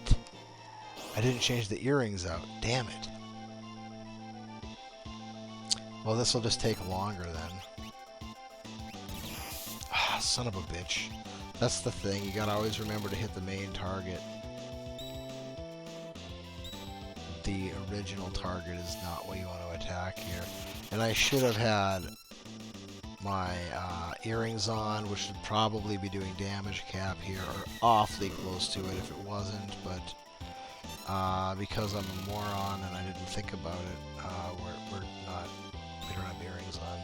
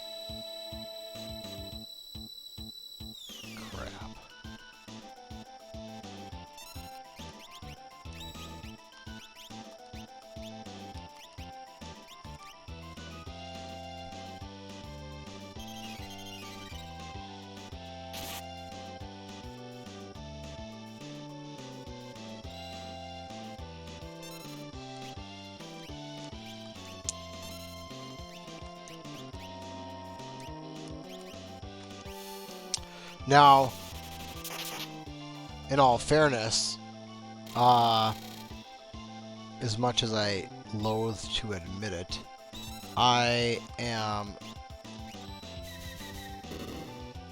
superficial when it comes to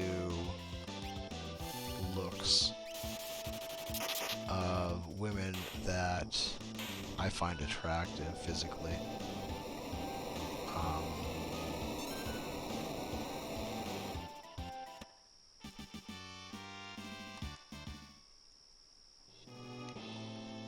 I don't know if that makes me a bad person or not, but that's just the way it is.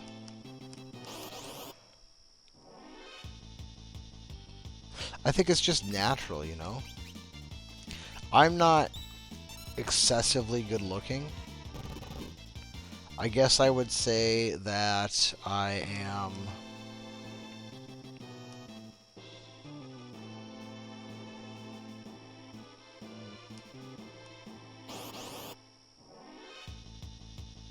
I'm better than average,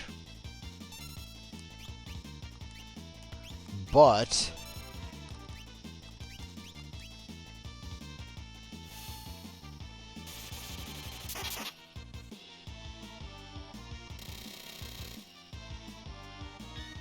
if I had a different shaped nose, I'd be an extremely attractive. Oh, there we go. I haven't had this happen yet. We'll find out. I think we're gonna die here. Nope, she survives it. Okay, so she can survive one meteor. Okay, that's good to know. If my nose better fit the rest of my face, I'd have a much more handsome face, but my nose doesn't quite fit my face, so I'm not as good looking as maybe I would like. But I'm not really like hung up on it, so it's not like I'm gonna go like seek out plastic surgery or something.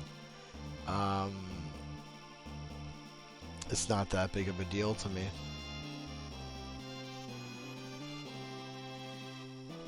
I think that people who go down that road, I mean, the end of that path is Michael Jackson, right? Where you got this guy, he has an illness. I mean, he had multiple illnesses, but, you know, he gets work done, and then, you know, then he sees something else that needs to be done, and then he sees something else that needs to be done, and it just never ends, man. It's just this never-ending thing, and there are very few people in the world that are stunningly beautiful. Like a very small percentage of the people in the world are stunningly beautiful. There's just not that many of them out there.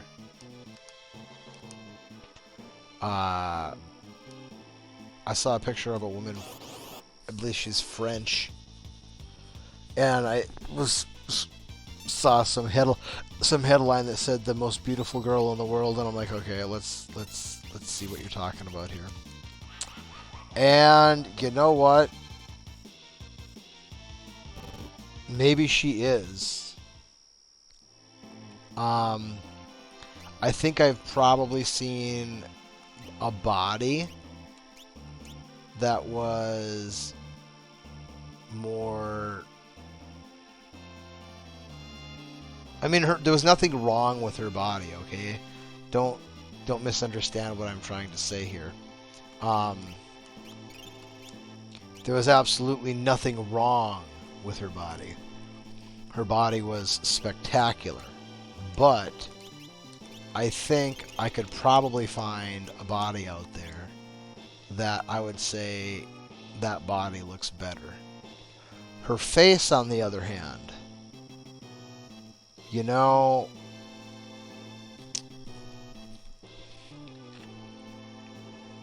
faces are like food. If you consume a piece of food, and then you consume another piece of food after the first piece of food, you're either going to say the second piece of food was better, was not as good, or was a lateral move. And you could say the same thing about faces. You put a picture of a woman, of her face, next to another woman, and you're going to say that she's either more beautiful, less beautiful, or equally beautiful. It's going to be difficult for that equally beautiful thing to show up. That is going to be pretty unlikely. She's either going to be... Oh, that's it. Oh, no. She will survive that. Okay. She's going to be more beautiful or less beautiful. It's very, very, very, very difficult to... Well, we have one green cherry. Isn't that nice? I guess we have 2 remedies. It's going to be very challenging to find 2 women that you put side by side and say, man, I can't tell which one looks better. It's usually very, very, very, very, very, very obvious which one looks better. Even if the difference is subtle.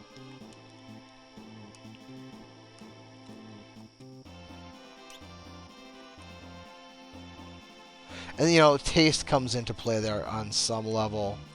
You know, some people like short women, some people like tall women, some people like super skinny women, some people like more voluptuous women. You know, there is taste that comes into play, but generally speaking, um,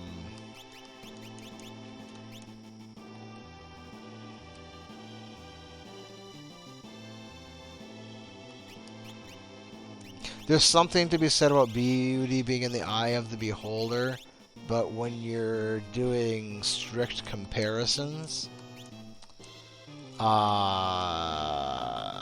know, like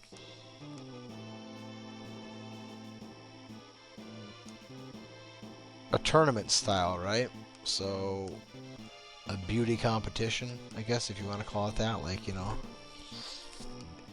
woman A matches up against woman B, and so on and so forth, until each round goes through until you get the finally you have the last two standing. All right, we want you to fight Doom,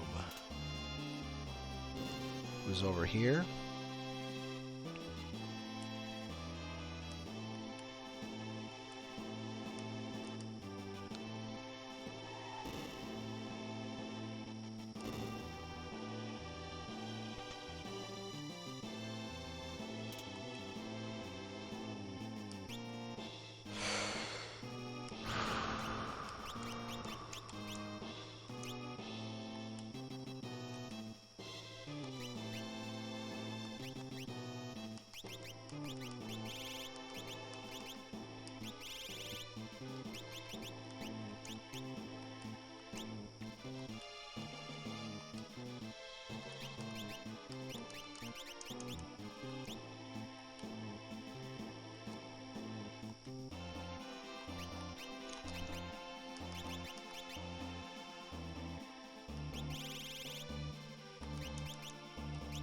I wonder what determines what position those relics take in that screen there.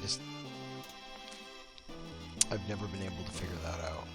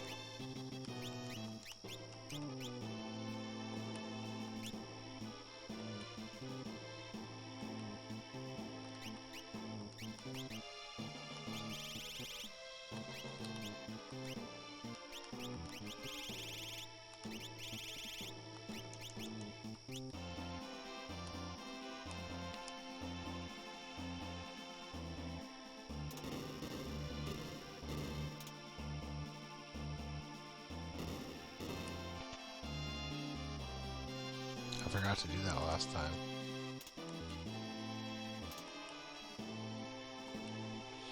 Alright, relics. Let's give you earrings.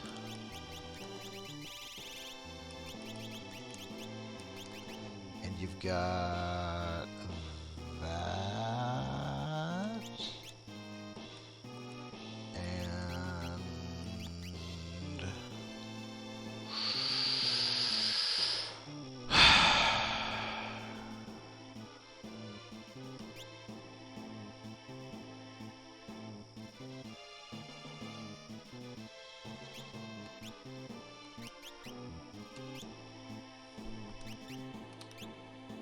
And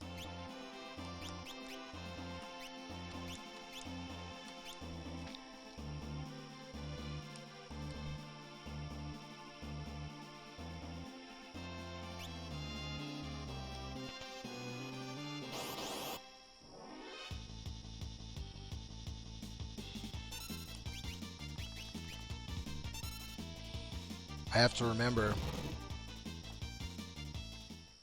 in the room with Goddess, actually in the room I'm in right now, I might potentially encounter a catastrophic formation.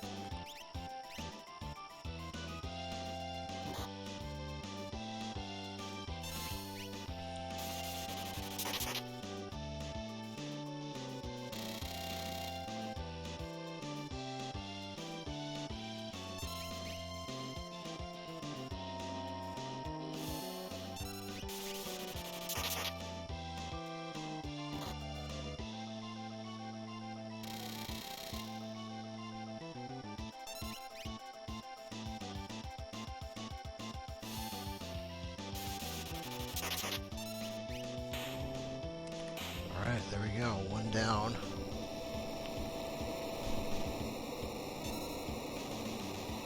Three to go, plus the tears.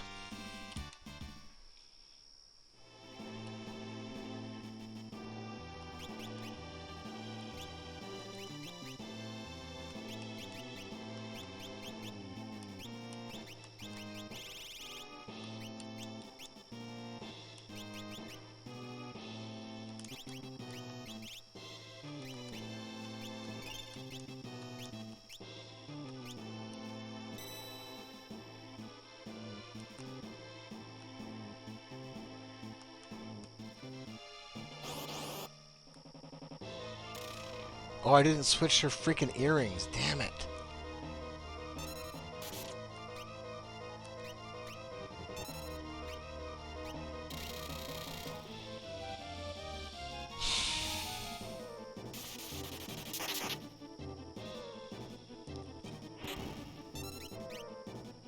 About 3,000 damage difference at this point.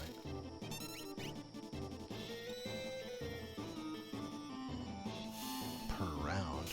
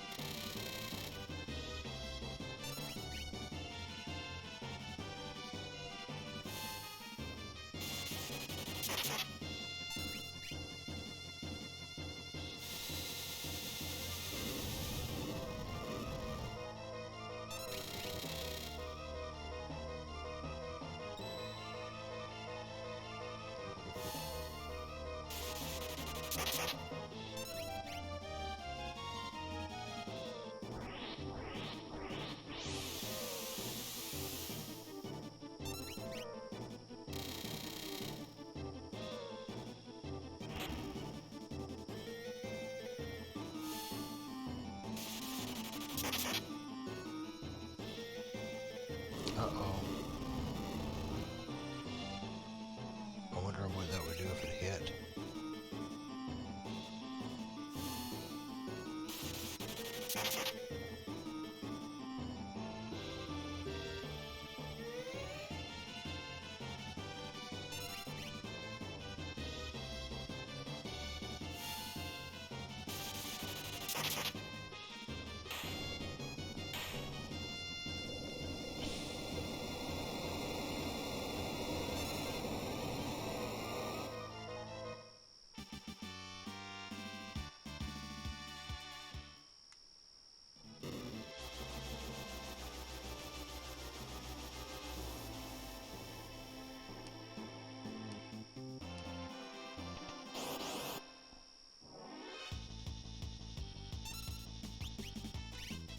No! No, I don't want that.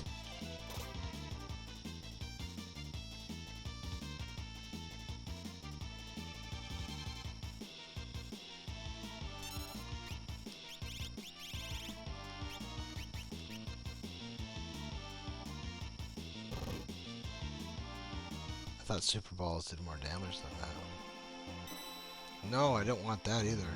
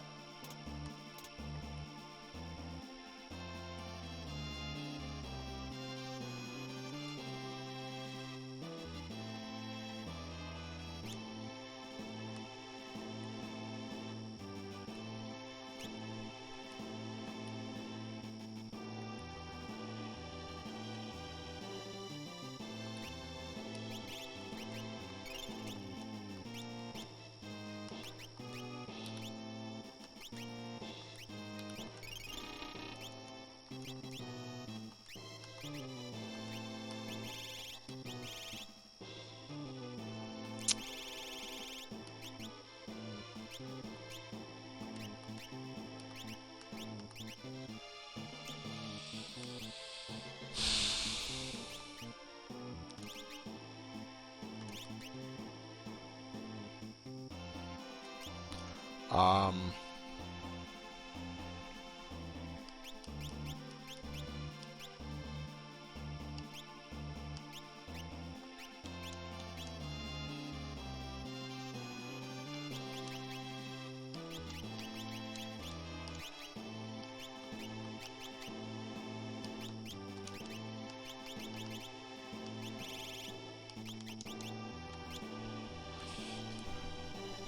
Alright, I gotta take a piss and I'll be right back. Maybe this time we can get past Doom.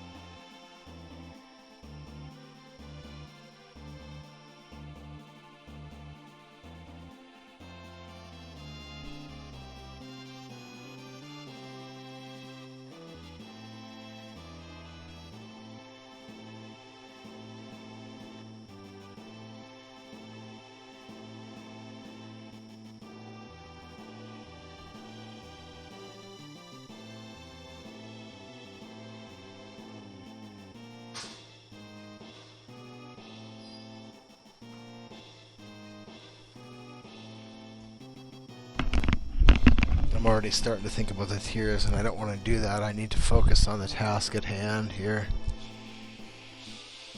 and take care of that first.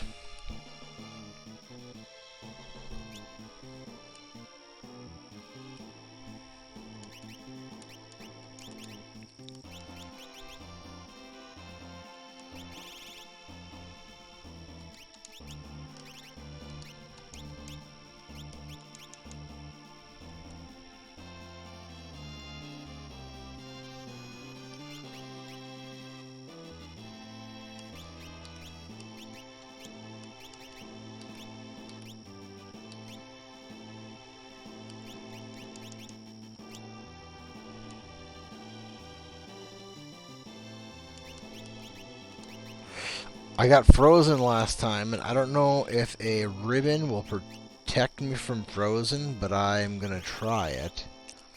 And I don't know, I think running shoes.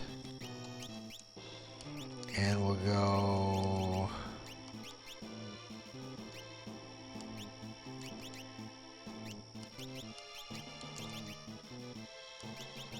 So that's the question, do I just beef up on that shit?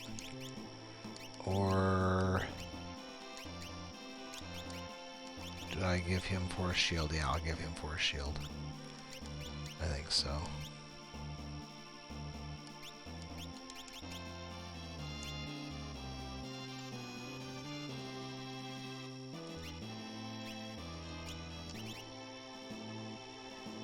Um, did I not buy a tower robe, or maybe he just can't equip it?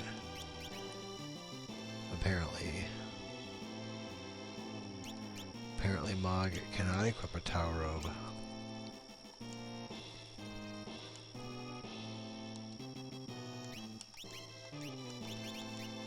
Weird.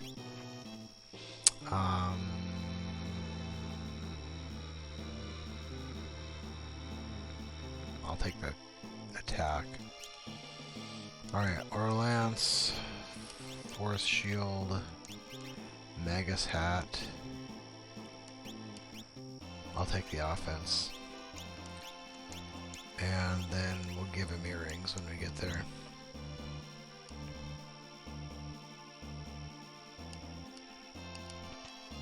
And we'll see if we can't win this time.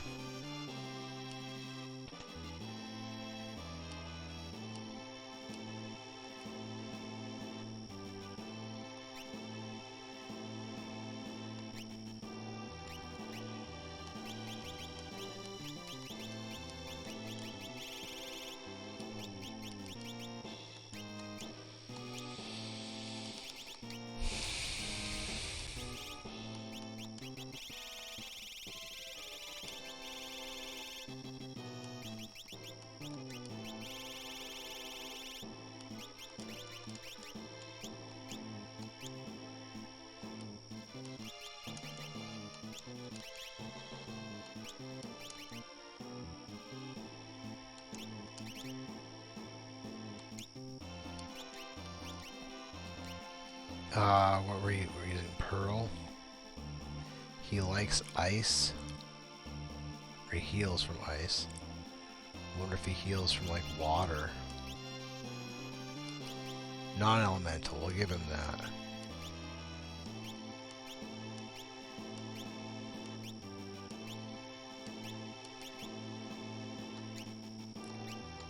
We'll do that. And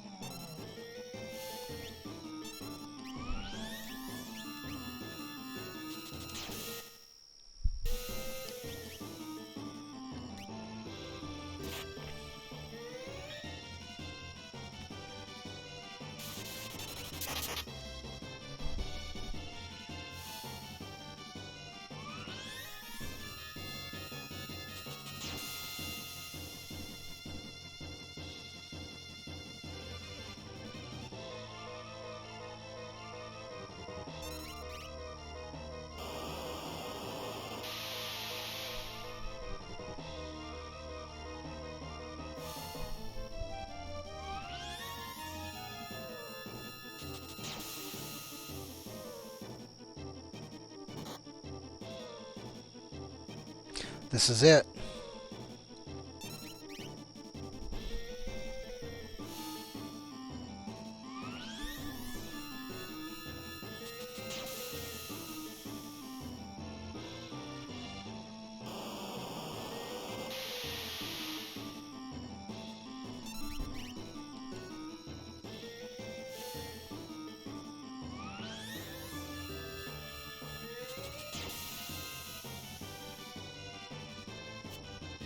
Oh my word.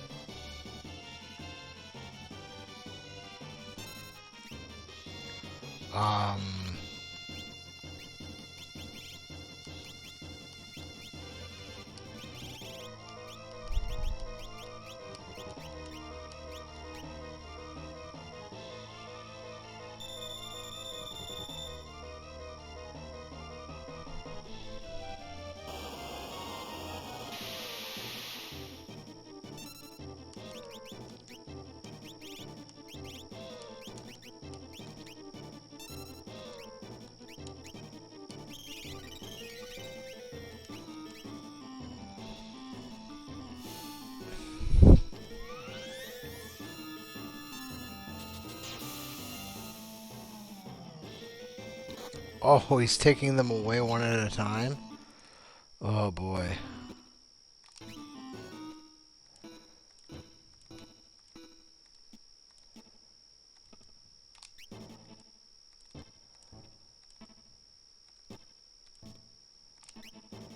I missed, whatever.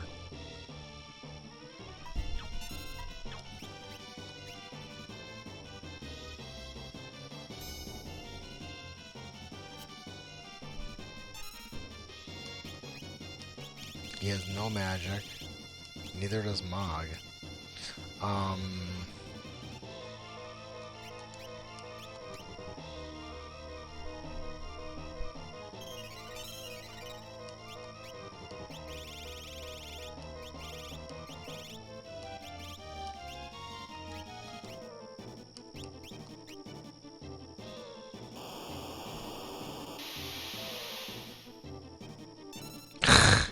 Now lightning doesn't work.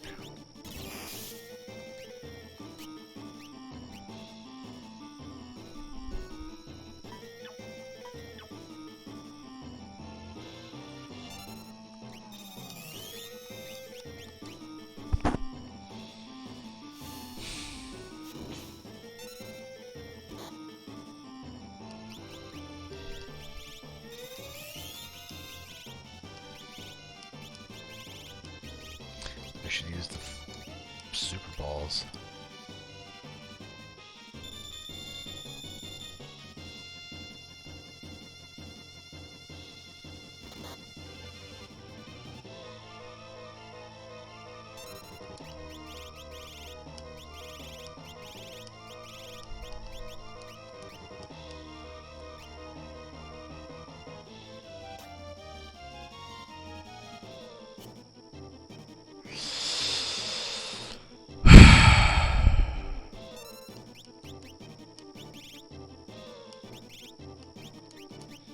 I do not have a guarantee for winning this thing.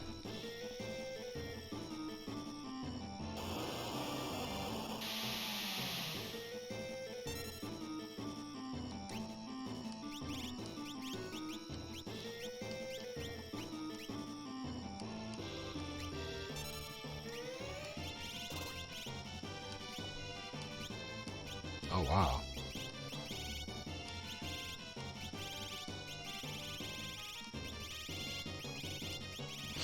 I don't know what to probably do here to do anything.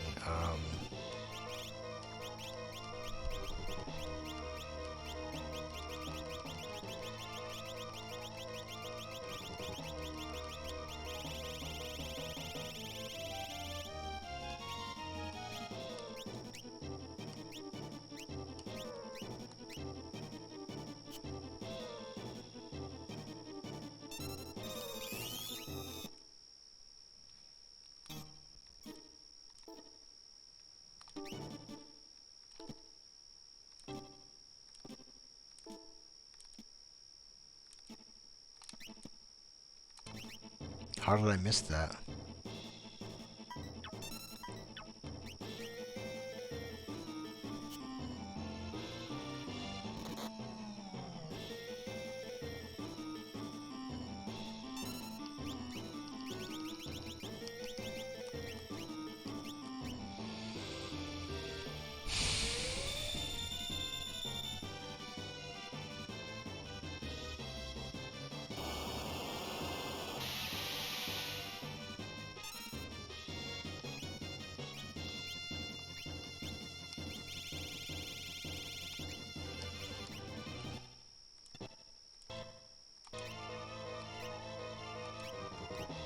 Why couldn't I get a diamond there? Please, can I get a diamond?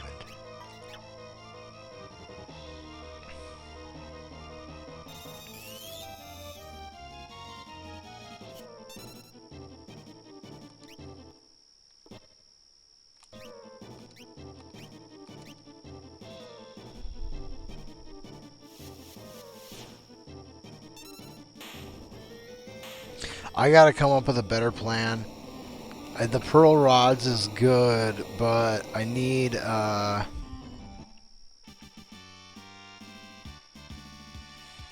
something with a an Esper from Og there, because I mean, if I have gotten this whole distance and I get knocked up by this fight, you know,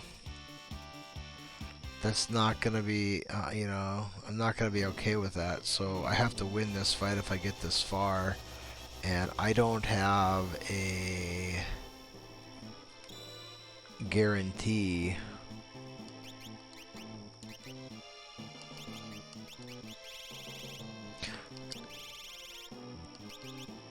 that I won't get robbed, you know?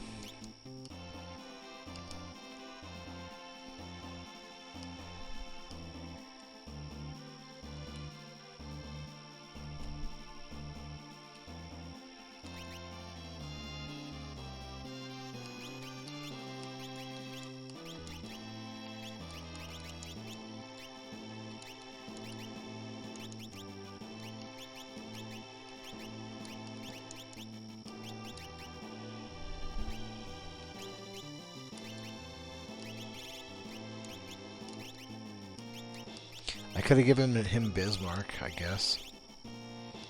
The only non-elemental I have, though, is Mountain. I guess I could save Mountain towards the end.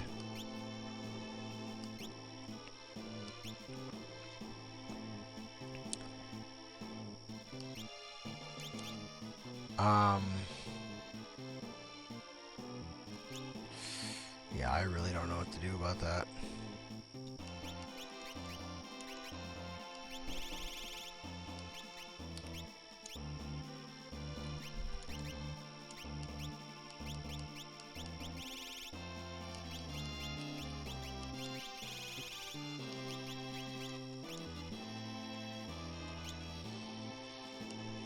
And then there's this one, which there's no guarantees of either.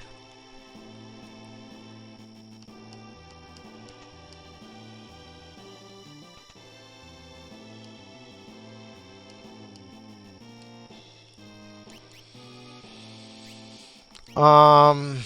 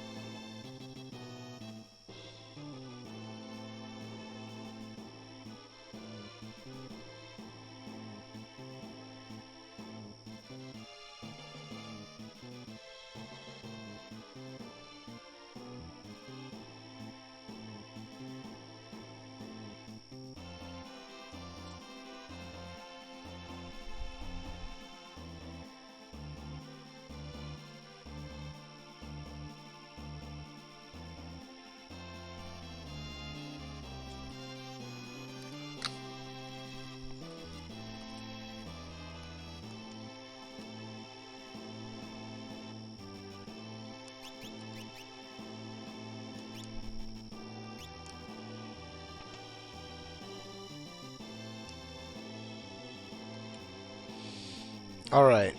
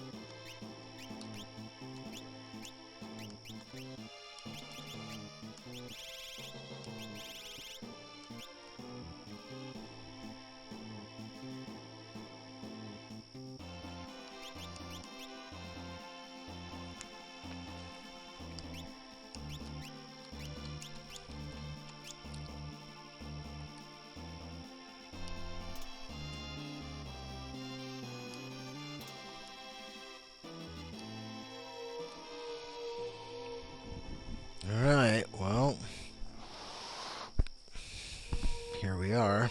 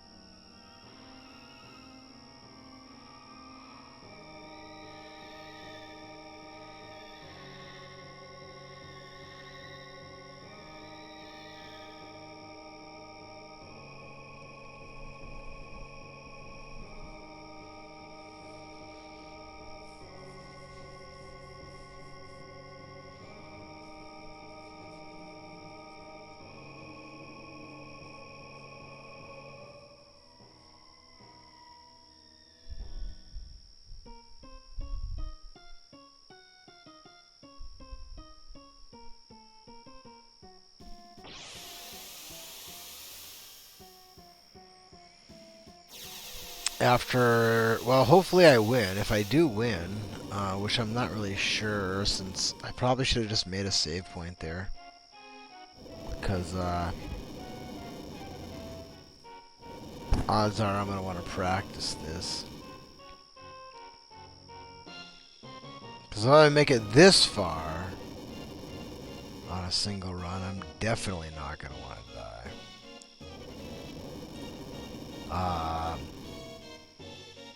There are some spots, you know, bad luck can happen anywhere, but so long as I'm diligent,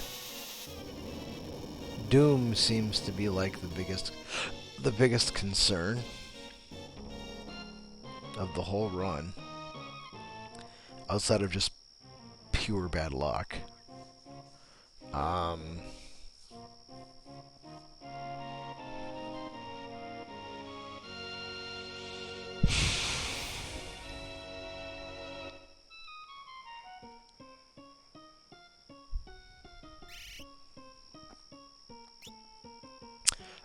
sure, Edgar.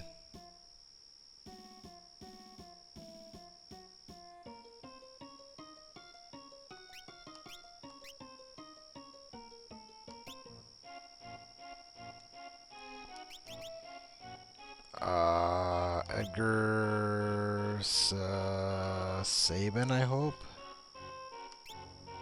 Celis. Gao. Mog.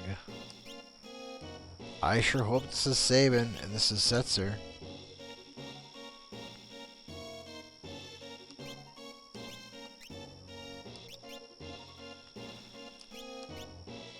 How do I know which one's which?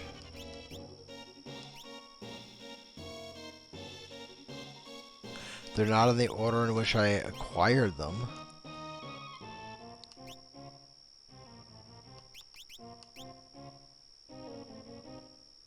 Because I got Sabin after Mog.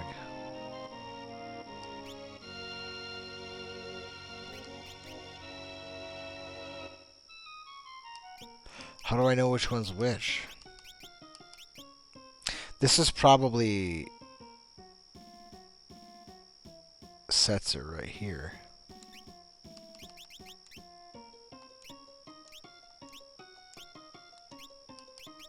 This is probably Sabin.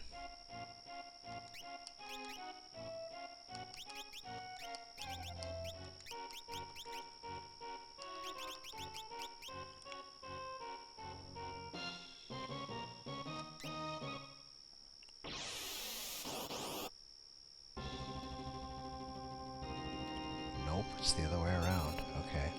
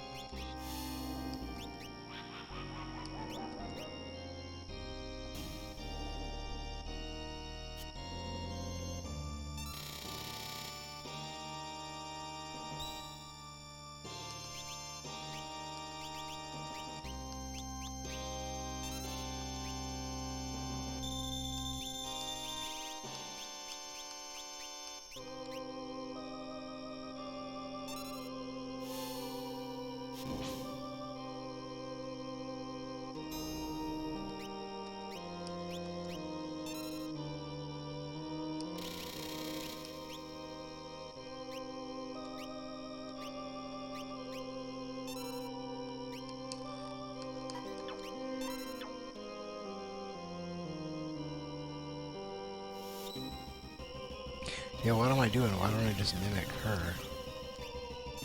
Well, actually, that's probably better if I just do mimic. Or, do Bomb Rush.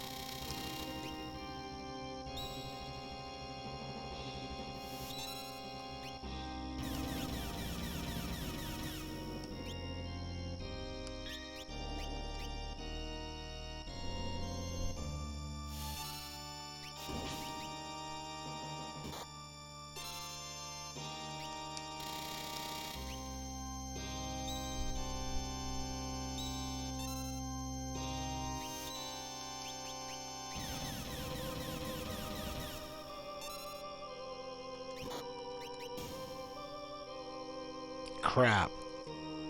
Oh well.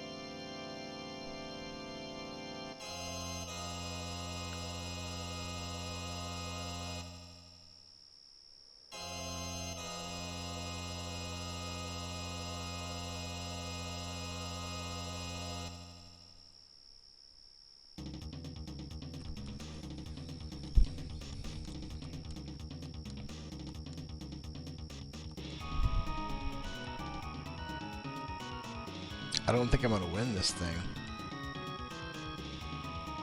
Because I have no way to heal. I'm out of items. And I don't have any kind of healing stuff.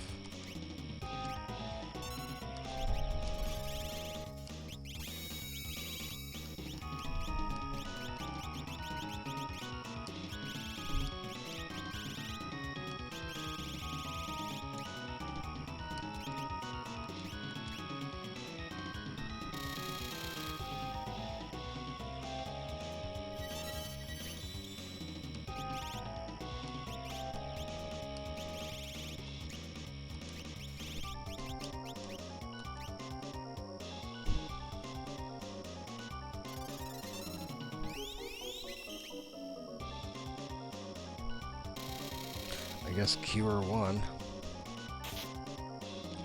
That's it, we're done. Nothing I can do here.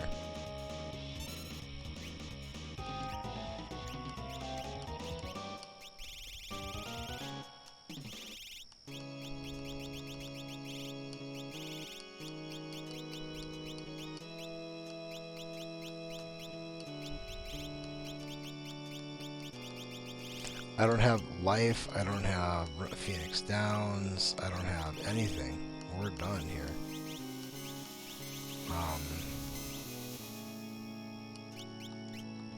I guess I did have 2 elixirs, I didn't see that. I forgot about that. Either way, there's nothing I can do here. I can't kill him fast enough.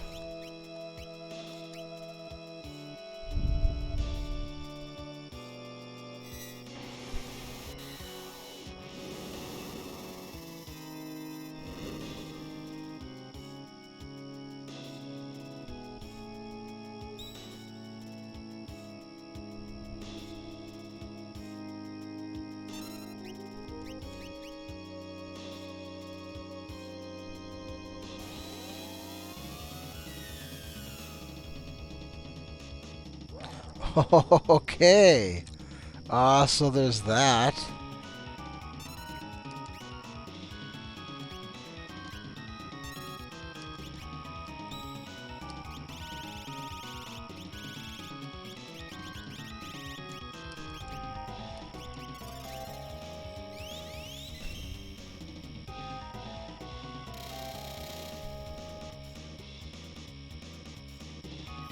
Yeah, so that doesn't do me any good then, you know.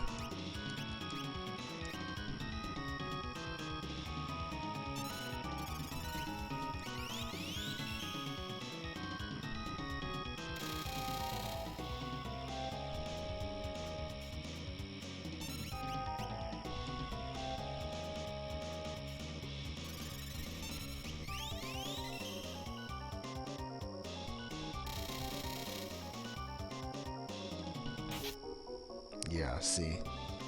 There's nothing I can do.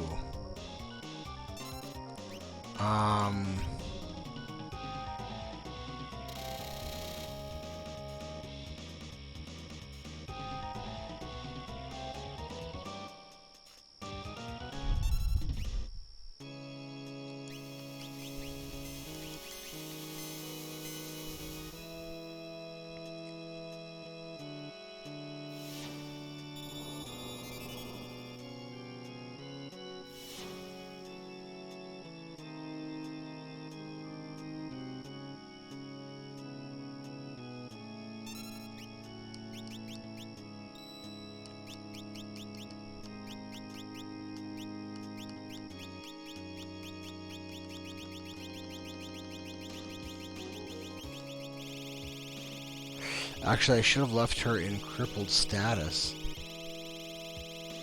Is what I should have done. Then at least he might have come over, Edgar might have come down and blocked.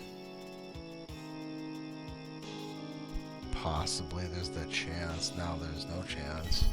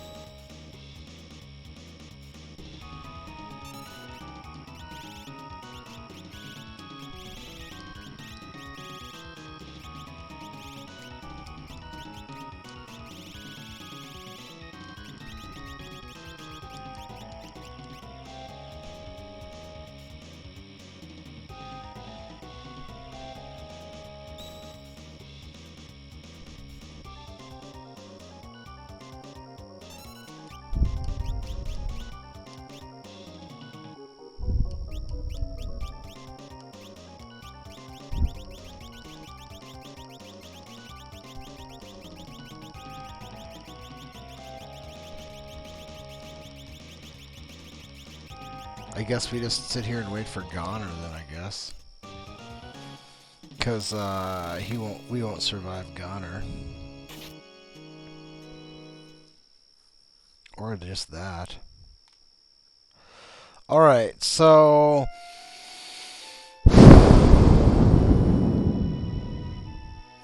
I'm not really tired.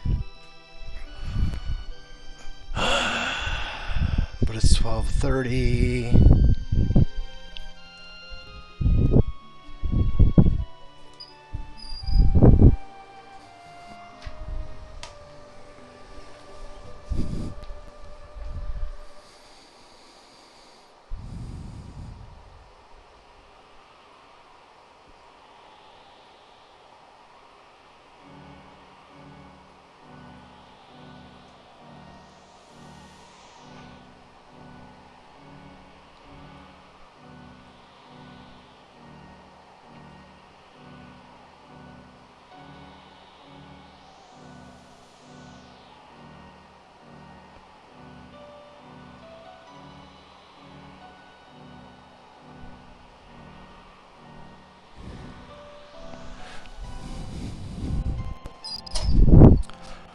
Well, I guess I will end the stream. I know what I'm getting into here. I did the World of Ruin in one shot, so the strat is okay, and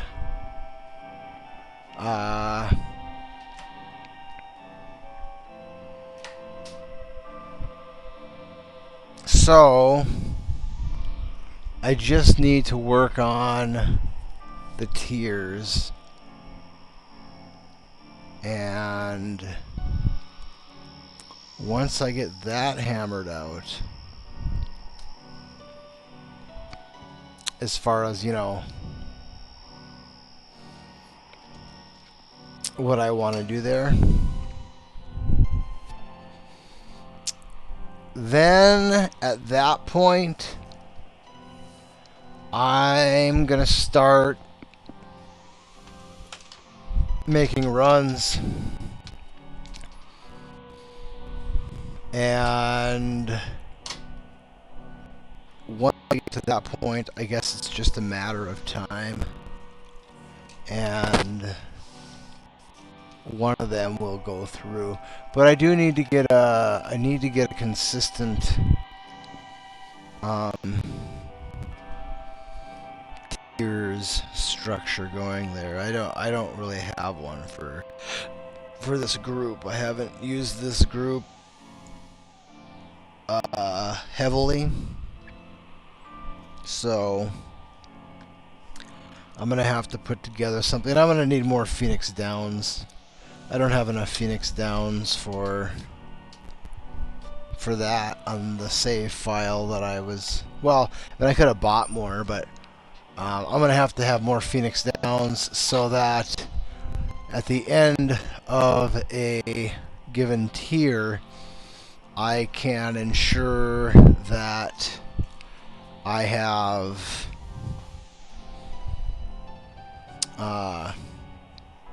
everybody upright, standing upright at the end when the last enemy of the given tier is defeated, that everybody's upright so that I don't lose anyone that I want to be using.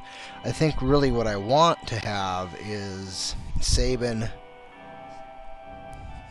You know, I guess I could have Sabin. Well, no. I want to have Sabin. Ideally, I would have Sabin and Go-Go, Edgar, and Celis. That's who I would use for all four tiers. And I would make sure that they're all standing at the end of each one. The only one that I can't really do that for is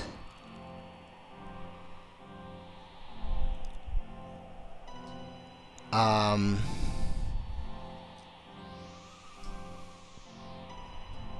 the third tier. That's the one that's problematic because of calmness. Calmness is always sitting there lurking, waiting for its opportunity to ruin your game. So calmness is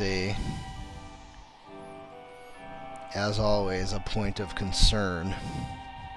But we all know that getting into it, that's something we need to be aware of, and that there's not really a whole lot that we can do to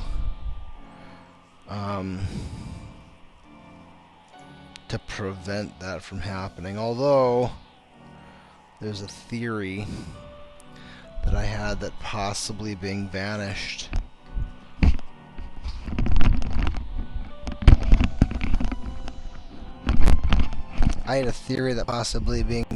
might allow for one to avoid being hit by it. It doesn't make any sense because all the data I can find on it says that it's a spell.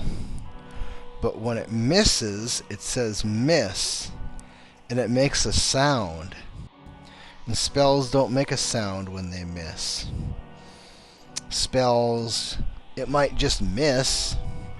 It might say miss on the screen, but it doesn't make a sound. You know what I mean? It makes, maybe there's a sound when the animation goes through or whatever. But you know what I'm saying, right? Like, if you use a spell, or if you use a physical attack and it misses, there's like a swishing noise, like a player dodged the attack. And that same noise is heard when you dodge calmness, that little swishing noise. So for some reason, I feel like it might not be treated the same as other spells, even if it is technically governed by magic. It may be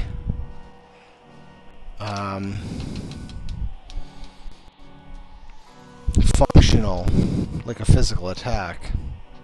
This game is weird like that. It has a lot of oddities. Anyway, thank you for your time. You have a wonderful rest of your day, and I'll see you next time. Go Niners.